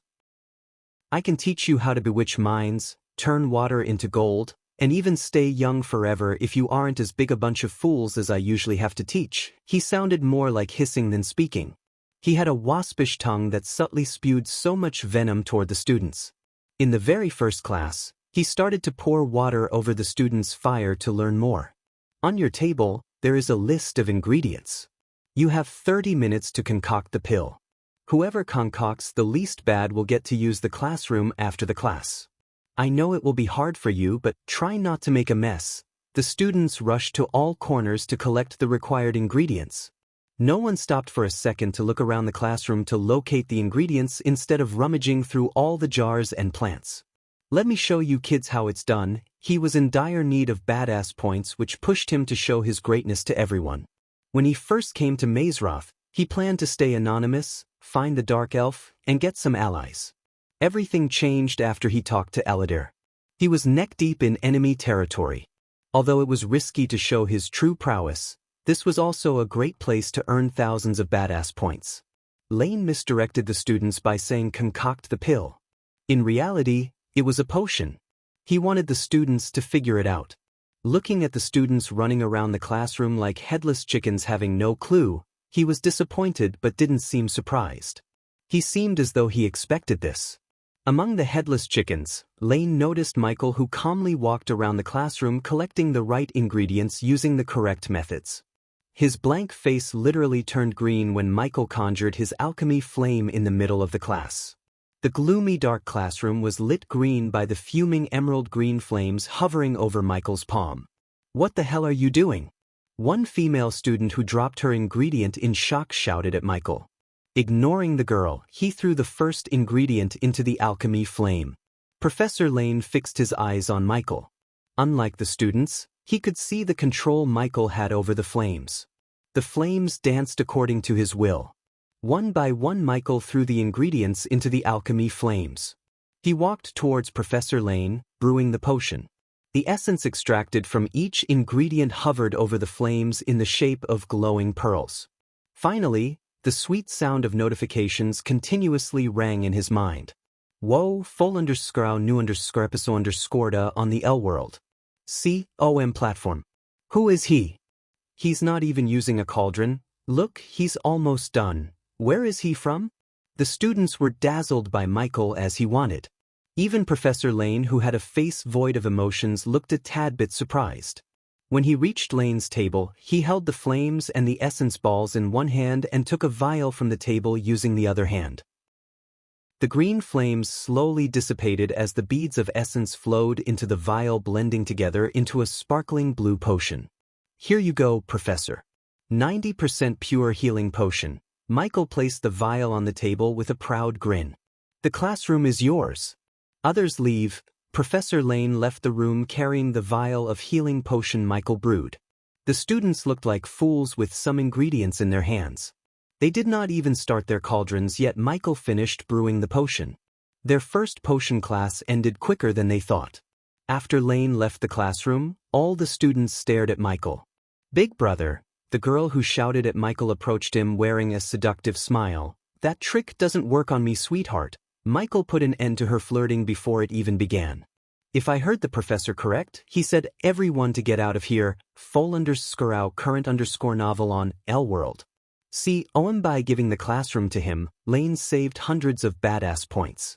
He could take advantage of the ingredients around the classroom to brew the potion to lure the fire giant to the ritual site. Seeing how coldly he handled the girl, the other did not dare to start a conversation with him. They branded him as the most arrogant one in the class within a few seconds. Michael couldn't care less about what they think of him. Most of the students here would serve the Sky Hall or any one of the great clans. Sooner or later, he might meet them on a battlefield. The last thing he wanted was to share his knowledge with his potential enemies. The ingredients to brew the bait potion were quickly found by Michael. He quickly started to brew the potion before Professor Lane returned. While collecting the herbs, he also collected seeds from the rare herbs Professor Lane had in his classroom. Michael did not linger in the classroom longer. As soon as he finished brewing the bait potion and some other potions and pills, he left the classroom. He had combat classes and spell casting after alchemy.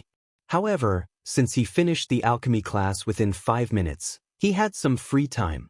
The class was profitable as he earned almost 50,000 badass points. Still not enough, Michael sighed. He took a loan of 100,000 and before he could start spending the points, he wanted to settle his debt. I should go see how Nightmare is doing. When he stepped out of the classroom, he remembered Nightmare. The dragon was having his own classes with the magical beasts professor in the arena. With the help of a few markers, Michael made his way to the arena. The corridors and the courtyard were peaceful and captivating. He would hate to destroy this place if Mazorth chose to go to war with him. Somehow he felt they would stand in his way to domination. The path to the arena was adorned with yellow maple trees. The paved path was blanketed by the golden leaves and looked as though they were covered in pure gold. Michael was enjoying peace and tranquility. The arena was an oval-shaped pitch with hundreds of seats raised in stands around the pitch, so the spectators were high enough to see what was going on. In the middle of the arena was something that resembled a cricket pitch. Currently, when he entered the arena through one of the many gateways, he saw countless creatures flying in the sky and running around the grass field. Try the L World. Platform_4 the most advanced reading experience. A group of students occupied the seats at the north end of the arena. Michael's face turned cold when he looked closer at them. Instead of flying in the sky or running around like the other dragons and the familiars, Nightmare was chained to a pole with a bunch of Esperanx cats. Besides Nightmare and Esperanx cats were a few first-year students. The first-year students seemed to be swimming on the ground. The group of students was adorned in the robes of house warriors. It wouldn't take a genius to figure out that the first-year students in Nightmare were being bullied and ragged. Chapter 449 Spellcasting Class. Although Michael saw Nightmare being bullied, he didn't intervene. He just turned and left the arena, but not before taking a long look at the bullies. 4 guys and 1 girl. The one who seemed like the leader of the group had wavy red hair, tan skin, a lean body, and a cobra tattoo from his neck to his left ear. Leaving the arena, he went to the spellcasting class, which was conducted by Professor Neil. The spellcasting classroom had 3 rows of desks, all facing the teacher's table, behind which sat a large throne-like chair with a high back. 2 blackboards flanked the teacher's table, and behind them was a small shelf with books and other objects, beneath a pair of windows. The spellcasting classroom was smaller than the alchemy classroom but brighter in lighting and atmosphere. Students were happily chatting with their friends and looking forward to their first spellcasting class. Considering all the students had to take the spellcasting class, all the alchemy students were present in the class. When Michael entered the class, all their eyes fell on him. The alchemy house mostly consisted of humans and orcs as well as a few elves. The elves who were sorted into House of Alchemy were deemed inferior by the elves who got sorted into House Warriors or House Runemasters. Unlike the humans in the alchemy class, the orcs looked at him with a sense of respect. The orcs who sat on the last bench moved aside to make space for him. Edith noticed the change in the alchemy students' faces when Michael entered the classroom. Her train of thought was stopped as Professor Neil suddenly appeared in the middle of the class. Professor Neil was the polar opposite of gloomy Professor Lane. He was wearing a neatly pressed coat suit that was tailored for him by the best tailors in the Aquilon realm. He looked charming and lively, wearing a bright grin from ear to ear. Though he had a few strands of gray hair among his raven-black short hair, his vigor and liveliness blanketed his true age. Welcome to your first spellcasting class, dear students. Why so serious? Professor Neil's voice softened. Say good morning like there's no tomorrow. Good morning. The students cheered thunderously. His fusion stage level 8 cultivation earned him instant respect from the students. Professor Neil waved his hand as the blackboards flanking the teacher's table merged into one long board. All of you have cast spells in your life at least once. You're familiar with them, right? Professor Neil looked at the classroom as the students nodded their heads. You can understand the rest of this understanding on the L world. COM platform. So tell me, what is a spell? Edith quickly raised her hand. Yes, Miss 45. The whole class, including Michael, stared at Edith. A spell or an incantation, a charm, an enchantment or a bewitchery, is a magical formula intended to trigger a magical effect on a person or objects using energies found in the world. The spell can be spoken, sung, or chanted. Wonderful. Professor Neil bowed towards Edith as the whole class chuckled while Edith just bowed back embarrassedly. As Miss Talented 45 said, a spell can be spoken, sung, or chanted. But what about this? Professor Neil swirled his fingers as a mini cloud appeared above their heads. A streak of lightning flashed across the classroom and hit the table on which Edith was sitting behind. Edith almost jumped back in shock. A beautiful blue rose emerged from the place where the lightning hit. Look at that, a pretty flower among gorgeous misses. Professor Neil winked at Edith and Victoria. Edith returned his wink with an awkward smile, but Victoria outright ignored him. Anyone with 2 eyes could see Professor Neil was extremely flirty.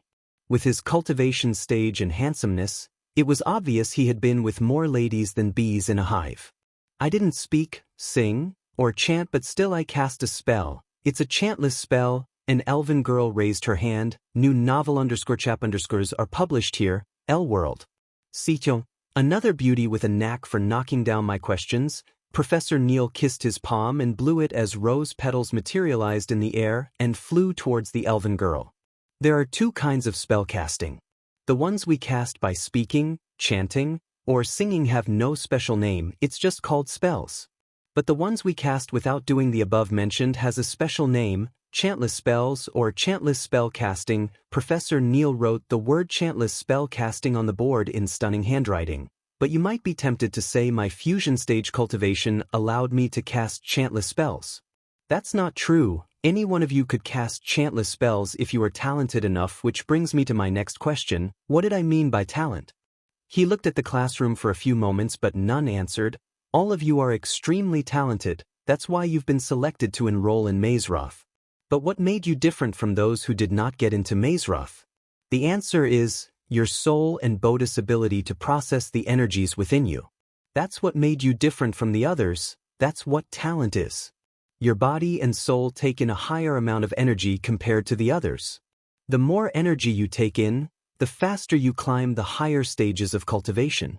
Yet, one's soul remains a constant, but the body is the variable. In a few blinks of an eye, Professor Neil drew the anatomy of the human body perfectly on the board. The soul cannot be polluted, unlike the body. If you don't take care of your body, your ability to absorb energies from the world will be hindered. This is the reason why most of the cultivators avoid eating meats, drinking booze, and bed run-of-the-mill strumpets. Some of the male students chuckled, winking at some girls. The more talented you are, the higher the chances for you to cast chantless spells. Make no mistake, you can cast any spell without chanting if you mastered the chantless spell casting, except. Professor Neil paused as his voice turned into a whisper. He moved his hand to write 2 words on the board: elemental manipulation. Until recently, the concept of elemental manipulation was kept hidden from the outside world due to various safety reasons. I don't know what changed, but I was asked to give an introduction to elemental manipulation, though even I know only a little about it. Michael's interest in the class just got piqued by Neil's words. Every time he controlled the darkness, he wondered what kind of power it was. He hoped the system would give him an explanation, but the only explanation he received was how he should focus on upgrading the system to the next version. Elemental manipulation is just as the name suggests, the ability to control one of the 5 elements: water, fire, earth, wind, lightning, and light. Michael frowned as Professor Neil did not mention the element of darkness. Professor? Edith raised her hand. What about darkness? Isn't that also an element? Visit Elworld. COM for a better user experience. Michael appreciated the girl's question. He noticed an acute change in Neil's face. Darkness is not an element, Miss 45. Where there is no light, there is darkness. Darkness cannot exist without light, and unlike light, there is no source for darkness. In simple words, darkness is just the void of light. Michael wasn't very convinced by his explanation. It sounded like Professor Neil was reciting the answer he got from someone else. However, it was neither his place nor the time to prove that darkness is indeed an explanation and he was the source of it. The scholars in Sky Hall believe that when you learn and focus on spells of a particular element, for example, fire spells, the key word is might. You might grasp the concept of elemental manipulation. However, it's just a theory and it will remain as one until we find someone who could manipulate an element. Michael was sure that Noah would be able to manipulate light, and something told him that the girl who killed the mountain troll might be able to manipulate an element, namely water. Now let's move on to the categorization of spells. Who can tell me how we can categorize the spells? Yet again Edith raised her hand. Yes, Miss 45, common, uncommon, rare, epic and legendary. Right again. Miss 45, are you gunning for my job? Neil laughed, making Edith blush. Now most of you might think that legendary spells are the top dogs. But it's not always true. Let me give you an example. Think of a perfectly healthy baby and a weak old man. No matter how hard the baby tries, the baby won't win a battle against the old man even though he's weak. What's the connection, you ask? Neil asked the class. In this scenario, the baby is a starting stage cultivator with a legendary spell and the weak old man is a later stage cultivator with a common spell. The power of the spell depends on the cultivator and the cultivation stage. Many rich people go crazy for legendary spells and pay millions, but they don't understand that they should invest that money to climb the higher stages of cultivation. Without a strong cultivation base, even if you have several legendary spells in your arsenal, a cultivator with a strong base could defeat you with a simple common spell. By strong cultivation, I meant you must be at least at the soul refining stage to unleash the full potential of a legendary spell. Full_current_novel on Elworld. When Professor Neil then went on explaining each category of the spells to a great extent. Michael almost felt sleepy. After 40 minutes, except for Edith and a few girls, almost the entire class was droopy. With this, we will wind up our class. In the next class, try not to make you all sleepy. Now run along before Professor Steinmeier starts to look for you. Trust me, that won't end well, Professor Neil chuckled before waving his hand. The next moment, he disappeared from the classroom. Michael had a feeling that Neil got a taste of Gaia's attitude.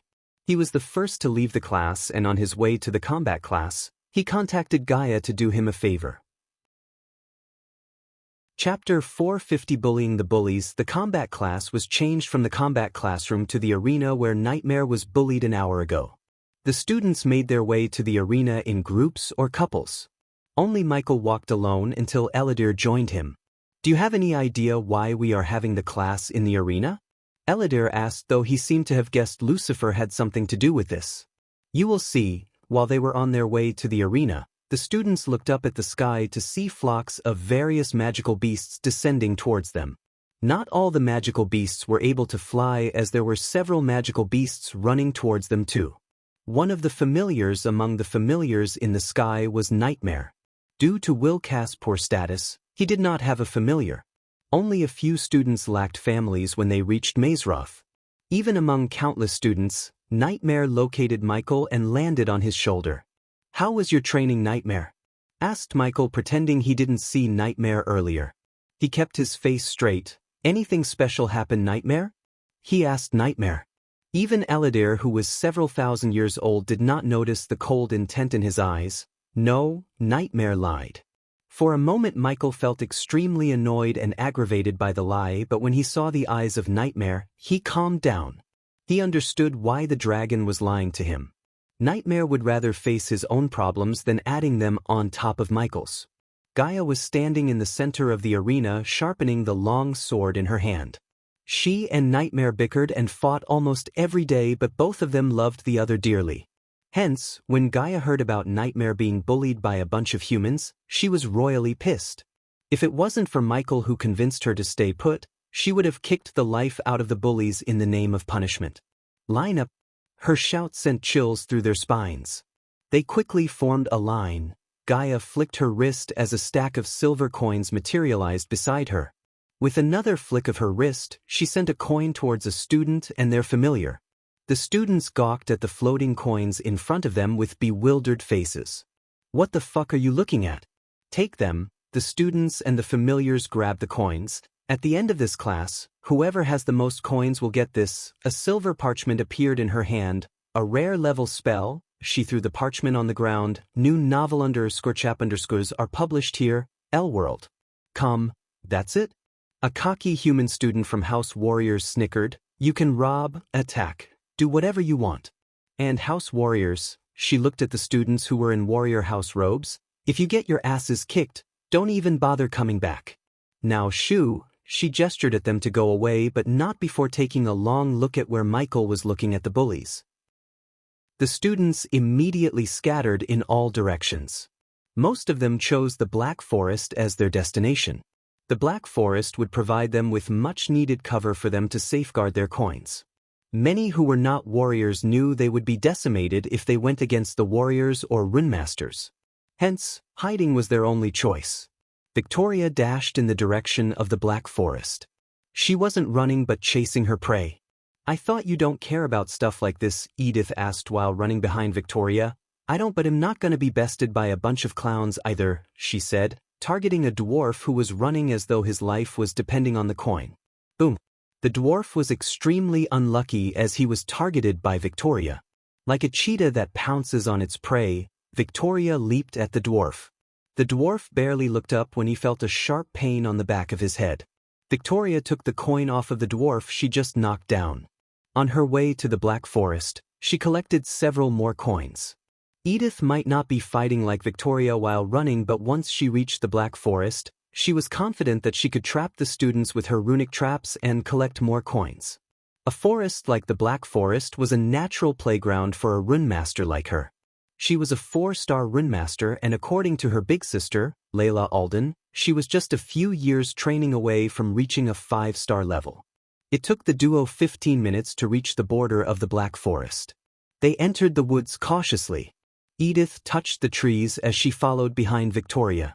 Every time she placed her hand on a tree, a palm-sized chakra appeared on them and disappeared into the tree. Shoo! Suddenly Victoria stopped on her path. There's someone ahead and he was getting surrounded by 5. Victoria sent waves of cosmic energy to scan her surroundings. She cautiously moved in the direction of the 6 students. With a swift leap, she landed on a nearby tree branch to get a good view of the scene. Edith bent her hips, drawing a symbol on the ground beneath her feet. Then when she jumped, the symbol glowed, boosting her leap. When she landed beside her friend Victoria, she saw a familiar face standing in the middle of the forest. A crimson-scaled forest dragon was resting atop his shoulder. "That's our train neighbor, _Kern_novel on L-World. See him? My, what do we have here?" All of a sudden, a cocky voice reverberated in the forest. Edith and Victoria turned their gazes away from the alchemist to see 5 students of House Warriors step out of the shadows one by one. They flanked him in all directions.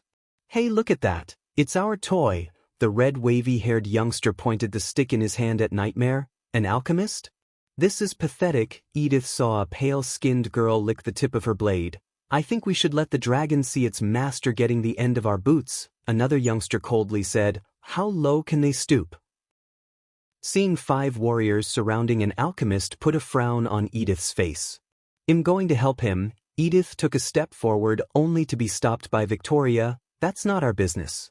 If he can't save himself, he should have been at least good at hiding. I can't stay here doing nothing when someone's being bullied in front of my eyes." Edith's whisper turned colder. As expected, just as she was about to jump down, they heard the alchemist calmly speak. Nightmare, who was resting atop Michael's shoulder, began to shiver.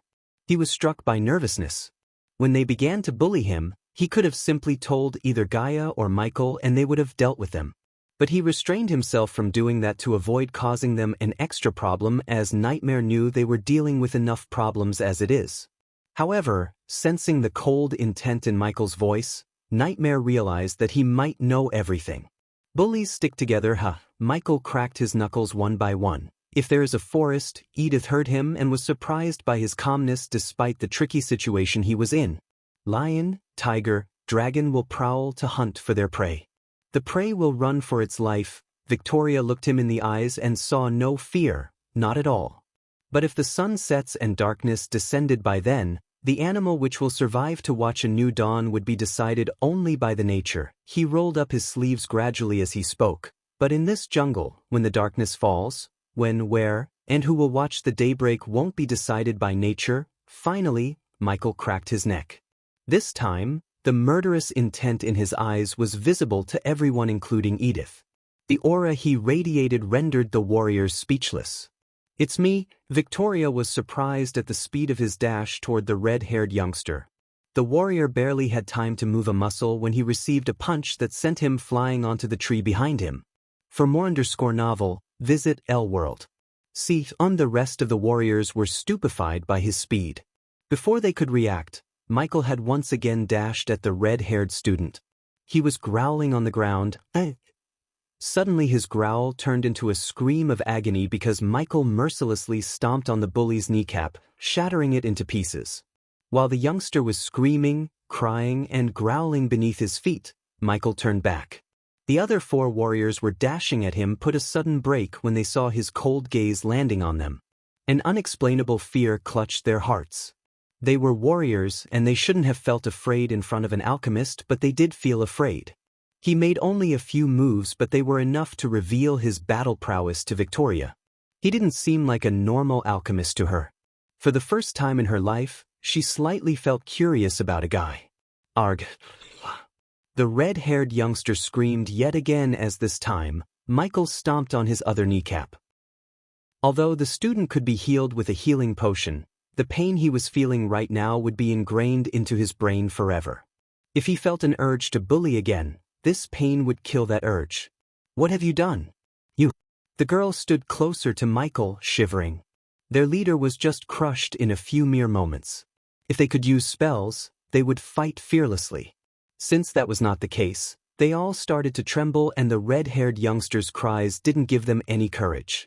Regardless of her gender, Michael picked her as his next target. Plot. Edith closed her eyes the very next second after he slapped the girl with enough force to create a mini shock wave. Unlike the red-haired youngster, she immediately lost consciousness as well as a few teeth.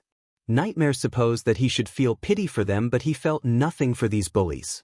Michael tilted his head, grinning at the 3 remaining students. "I thought bullying the weak got you off." Victoria was looking at the alchemist beating the crap out of the 3 warriors with mild interest.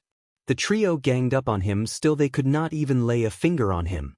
Each of his moves was precise, deadly, and straightforward. Except for the girl, he broke several bones of the others. The girl forced open her eyes gradually at the wrong possible time. "Arms or legs, you can only pick 2, bitch." Nightmare wanted to stop, but looking at the murderous look in his eyes, he knew it was too late to stop him. _new_scorda on the L-World. COM platform. He was just a few meters away from the girl when Edith landed right between the girl and Michael. "It's enough." Edith stomped the ground. Chapter 451. Gaia is fired. Just like Victoria scanned her surroundings, Michael also performed the scanning. The only difference other than the obvious energy difference was Michael sensed the 2 girls' presence way before Victoria sensed him. He let them see the one-sided brutality to earn badass points. As he expected, he earned quite a lot of badass points. Since every single one in Mazeroth was either genius or celebrity, his badassery earned tons of badass points. Because of this theory, he didn't think deeply about the 2 girls' identities. Miss 45. Michael lowered his sleeves down. "Something tells me you are not here for my coin." Edith was stunned by the sudden change in his demeanor. A few moments ago, he was coldly breaking the bones of his fellow students, and now, he was smiling warmly. I was foolish to think you needed help. How could you do this? Edith's eyes watered looking around. Their cries and agony softened her already soft heart. Thank you for your kindness, Miss 45. Now if you step aside, I have a bitch to deal with. Michael looked at Nightmare standing atop his shoulder and saw his worried face when he was being bullied. That scene kindled the rage in his heart. If he was outside, he would have killed the 5 by now. The least he could do was break a few bones, and that was letting them off easily. No, Edith stomped the ground again. This time, the ground beneath him trembled as translucent chakras appeared behind her. But the chakras quickly disappeared as soon as they appeared. Human, we have a problem. To his surprise, he heard Gaia's voice in his head. You can't take their coins, but I won't let you harm them any more than you have already. Edith's voice turned colder. I couldn't care less about these coins. Michael took the 2 coins from his pocket before throwing them at Edith's feet. It was him who asked Gaia to assign them this task so he could follow these bullies and teach them a lesson. He had no interest in winning. For their medical expenses, with a snicker, he turned his back on Edith. Before leaving the scene, he looked up at the tree Victoria was standing on. Victoria felt his gaze on her for a second. She was sure that he looked directly at her. She was hiding her presence as well as her body, yet he sensed her through all the foliage, darkness, and the trees. She was surprised by him. This _ content is taken from L-World. Quickly Nightmare jumped down from his shoulder while transforming into his real form. With Michael on his back, Nightmare took off into the sky with a powerful flap of his wings like a bullet from a gun. The arena was just a few minutes flying away from the Black Forest. With Nightmare's speed, they reached it in 2 minutes. As he landed in the arena, he saw several students, as well as a silver horse with 2 feathery wings, protruding out of its back slacking on the ground. A youngster who looked like the embodiment of the word warrior was talking to Gaia, and by the redness and the stiffness of Gaia's body, it seemed like they were having a heated conversation. To be more precise, Gaia seemed to be having a heated conversation while the youngster looked calm and composed. Elliot Watson, Michael recognized the youngster as the head prefect. When he first came to Mazorth Castle, he met the head prefect along with 3 other students. He wondered why he was here and what he did to make Gaia's face become as red as a ripe tomato. Soon he noticed a golden parchment in her hand. 2 classes, and you've put the student's life at risk in each class. I heard you the first several times. What made you fucking qualified to tell me how to do my fucking job? Michael joined the group of students staring at the ruckus to hear her shout. She noticed Michael but didn't acknowledge him due to obvious reasons. I'm qualified and have the authority to take back your job. Michael was stunned. You have endangered the lives of the students enough, and the way you've been treating them is not the way a house warrior teacher should. You have a week to vacate the premises. Good day, Miss Nayla Steinmeier. Elliot adjusted his spectacles before jumping back on his horse and flying away. What's happening? Eladir came to his side with a grin. In his hand, he had a pouch, and by the clicking sounds coming from the pouch, Michael could see they were coins. Class dismissed as well as the professor. Few elves chuckled among the group. Not only the elves but also the students of other races too looked happy and wore bright smiles on their faces. The alchemists were the ones who seemed most relieved. Ex-professor, the elves continued to laugh among themselves. Gaia left the arena before she lost her patience and broke the faces of those who were laughing. Try the L-World. COM platform _for the most advanced reading experience. Back in Michael's room, a 7-foot mirror had erupted. In front of the mirror stood Eladir, Michael, and Nightmare. So these spiders capture the feed in real time and project it through mirrors? Eladir was curiously staring at the spider on his palm. I can enhance them by increasing their speed, durability, and prevent them from getting detected by some of the powerful arrays. Although they were made of junk metal, there are some arrays that could still detect their presence. Is this thing working? Gaia appeared in the mirror while Eladir was fiddling with the spider. She was poking the spider, and seeing her face up close put a smile on Michael's face. It was funny. She was currently standing in a cozy room with a fireplace and comfy sofa. There were several portraits of the founders of Mazorth hanging on the wall behind her. The room, however, was a mess, and he noticed the broken table lying in pieces. Yes, I can see you. Now if you step back, you will be able to see us too. Michael talked to the spider floating in the air in front of him. Since meeting Gaia in person would raise unwanted suspicions, he used the spiders as web cameras and initiated a video call using the devices he built. "Tell me what happened?" asked Michael. "Didn't you see? I was fired. That son of a bitch evoked some idiotic rule to fire me out of my job. We are less than 16 away from starting the ritual and I have already lost my job. What are we gonna do about it?" I do vaguely remember something about in the event of a professor abusing his or her power to endanger the lives of their students, a secret vote can be held by the head prefect, and if the vote passed against the professor, they will be stripped of their job. But to evoke the rule, take the vote and fire you from your post within 2 days is quite a feat, Dark Queen. Gaia rolled her eyes seeing Eladir praising Elliot. "We will proceed as we planned. It's too late to back off now. After we make my soul whole again, we may not even have to be here. Eladir, you sure you can modify the teleportation scroll to teleport us out of here?" "Already finished it. Just say the word and the 4 of us will be out of here before one could say cheese."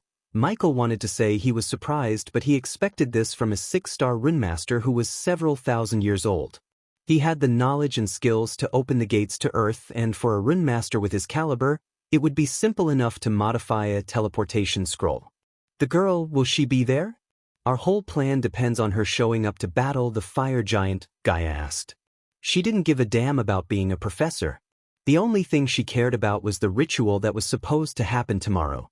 No matter what happens, they have to go through with the ritual. The sooner his soul becomes whole, the better. Gaia knew this. The ritual was extremely important, and that was why she was royally pissed at Elliot for getting herself fired. _new_episode_ on the L World COM platform. "Don't worry. She will come." After discussing their plan for a few more minutes, Michael cut the call. He then took out a muddy brown potion from the system storage. "Nightmare," he called Nightmare as the little dragon came flying to him. "Take this." He handed over the potion to Nightmare. "It's your task to spray this potion in the air and lure the fire giant to the ritual site." They picked up a secluded site in the middle of the Black Forest as their ritual site. It was far from the Mazeroth castle, yet relatively closer to the fire giant.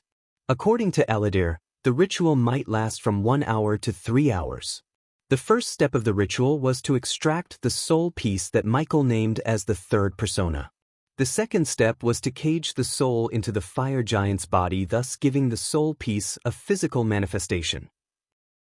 Then the third and most difficult step of the ritual was letting Rowena defeat the fire giant but not kill it. She had to weaken the giant so Michael could absorb the soul back at its weakest state. In its weakest state, it would be merged with the other 2 soul pieces, and if everything went according to their plan, his soul would be whole once again. As they were finalizing their plan for tomorrow, Gaia's doors were knocked on by an unexpected guest. Gaia was irritated by the fact she got fired, and moreover, the guy who was responsible for it was stronger than her. It was embarrassing for her. After diligent cultivation, she just reached core strengthening stage level 4.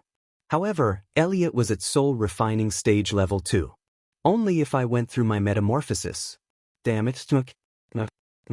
Her train of thought was interrupted by a knock on her door. She cast a quick spell to spread her senses. When she sensed the one who was knocking on her door, she was surprised. It was an extremely powerful presence, a presence of a fusion stage cultivator. New novel _chap_ are published here, L World. She was surprised and startled more than she was annoyed. With utter caution, she slowly approached the door. When she opened the door, a man clothed in dark robes resembling an overgrown bat stood at her doorstep. "Professor Lane?" Chapter 452. The ritual has begun. Professor Lane entered Gaia's room without bothering to ask her permission. He gawked at the mess in the room but didn't seem like he gave a damn. "Yeah, come in." Gaia rolled her eyes. "How do you like your job back, Miss Steinmeier?" Professor Lane asked in his waspish voice. "Huh?" Gaia was confused. "I have a task for someone with your caliber, Miss Steinmeier. Accomplish this and you will be Professor Steinmeier." Before Gaia could say anything, she had a feeling that she should hear him more. After all, she needed to pretend as she cares about this job to avoid raising suspicions. She was really lucky whatever spell was cast on her when she took the identification card of the real imposter of Professor Steinmeier was powerful enough to fool even the fusion stage cultivator such as Lane. Otherwise, she would have probably ended up in the deepest dungeons of Mazeroth. I have a week to get out of here, Professor Lane. So whatever's in your mind, Dash. If you depart now, you can finish it before tomorrow night. He stared at Gaia wordlessly asking for her answer. What's the job? Gaia asked, sighing. Escorting a student in and out of a dungeon. A dungeon? Gaia's curiosity was slightly piqued because dungeons are rare, but every dungeon would contain a priceless artifact or a relic worth risking their lives. If a dungeon was found, it would cause a ruckus among cultivators. Soon, the dungeon would be filled with adventurers, rogue cultivators, sects to loot everything inside. Anything that could be found in a dungeon would be extremely valuable.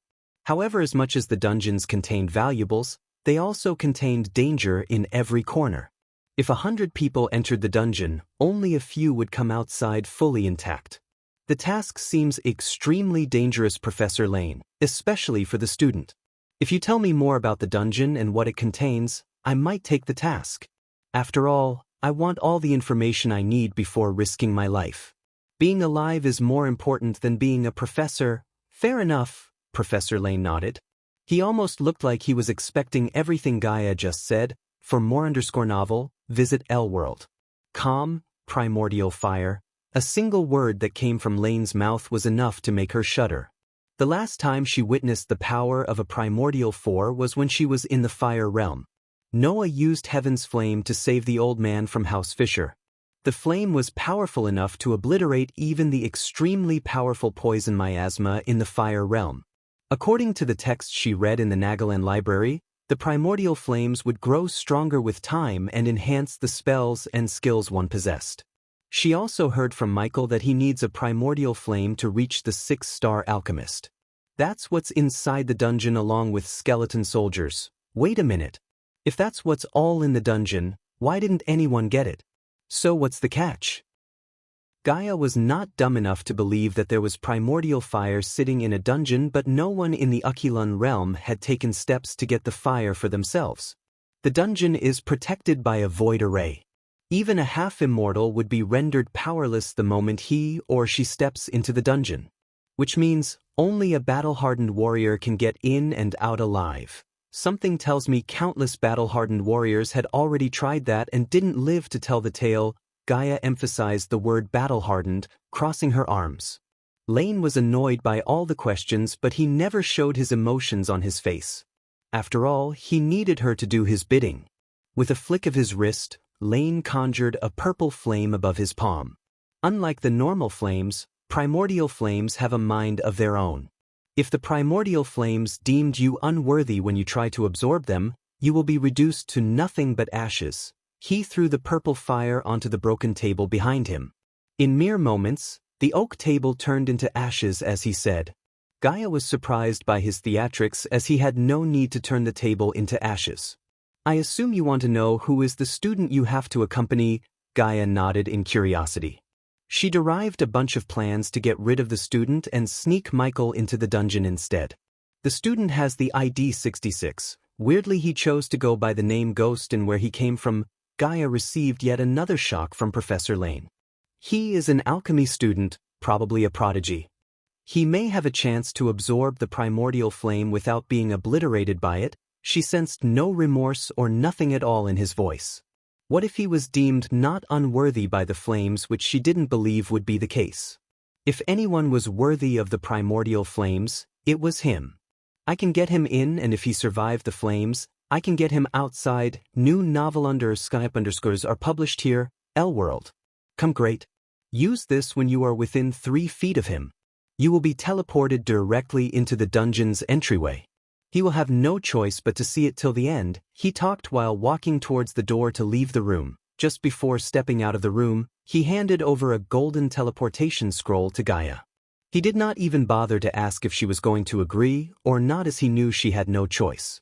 What if that head prefect asshole tried to get me fired again? Next time, not every professor will sign the petition. By the time his voice reached her ears, he already vanished into thin air. Then she realized that if what he said was true, all the professors signed the petition, including him. This meant he manipulated the entire scenario just to get her to agree to the task. She even doubted he may have been the person who initiated the plan to get her fired in the first place.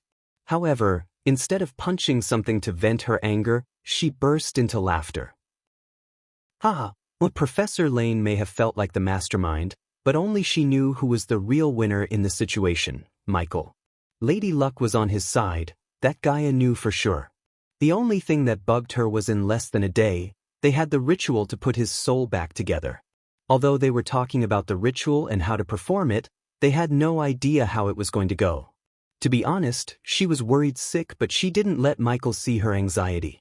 In the Serenade of the Black, the stars were a choir. They were lights that sing in infinite patterns. Sometimes eyes needed music, and the darker the night, the sweeter the song.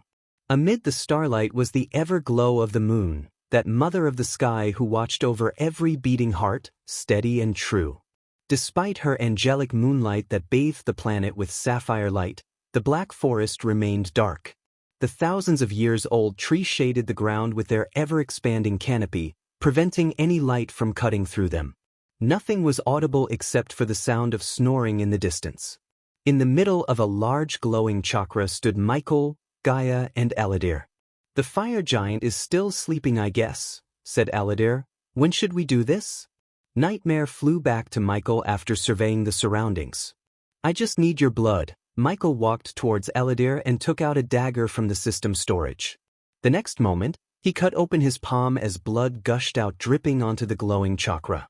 When the blood touched the chakra, the glowing blue chakra turned crimson red. "Step to the center and the ritual will begin." Aladir's voice turned serious. The usual calmness in his voice was nowhere to be found. Gaia was slightly shaking seeing Michael taking steps towards the center of the chakra. "Nightmare now.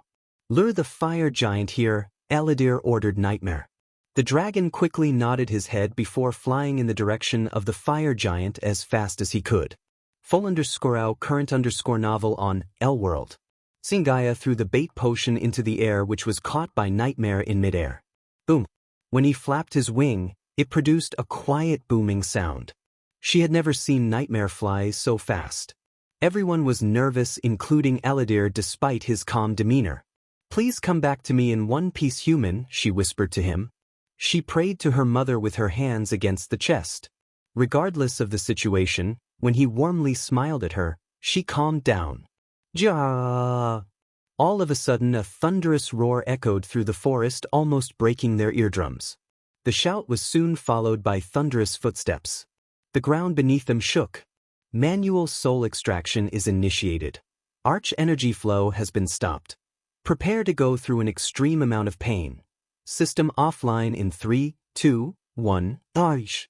Michael's outcry in pain sent a chill through Gaia's spine. She dashed towards him in instinct to save him, only to be stopped by Aladir. The ritual must not stop. Aladir and Gaia saw the blood gushing out of Michael's nostrils and mouth as he collapsed onto his knees. He howled at the sky like a wolf in pain. His soul was literally being stripped out of him. The pain he suffered could not be described in mere words. Everything in his being hurt. His head hurt, his chest hurt, his feet hurt, and every single fiber in his body screamed in agony. The pain subsided at times, only to flare up several times more intense than before. He held his head tightly, trying to fight through the pain. It was difficult to focus between the moments of pain and the voices telling him to stop what he was doing, but he pressed onward. But he felt sore all over. The ritual was taking its toll on his entire body more than he initially expected. However, his anger and pain in his heart offered him the strength to bear the pain. His mind and body told him to give up, but the anger of being abandoned and caged for something he never even did fueled his willpower to get through the ritual. Gaia's worried look took a turn to worse when she witnessed a smoky figure emerge from Michael. It was appearing and disappearing from his body as though it didn't want to leave his body. The most up-to-date NOV_Ls are published here, L-World. The figure was screaming, but she never heard the screams. "The broken piece of the soul," Aladir explained in utter shock. As a scholar specializing in souls, this was the first time he had seen such a phenomenon. Witnessing the power being radiated by the soul piece truly frightened him. You're tuning in to the Passion Pages YouTube channel. We're so grateful for your support, and don't forget to subscribe to join us on this incredible journey through captivating stories. Your generosity through donations truly makes a world of difference, as it's the primary source of revenue that allows me to expand and enhance this channel for you. Thank you from the bottom of my heart for being a part of this adventure.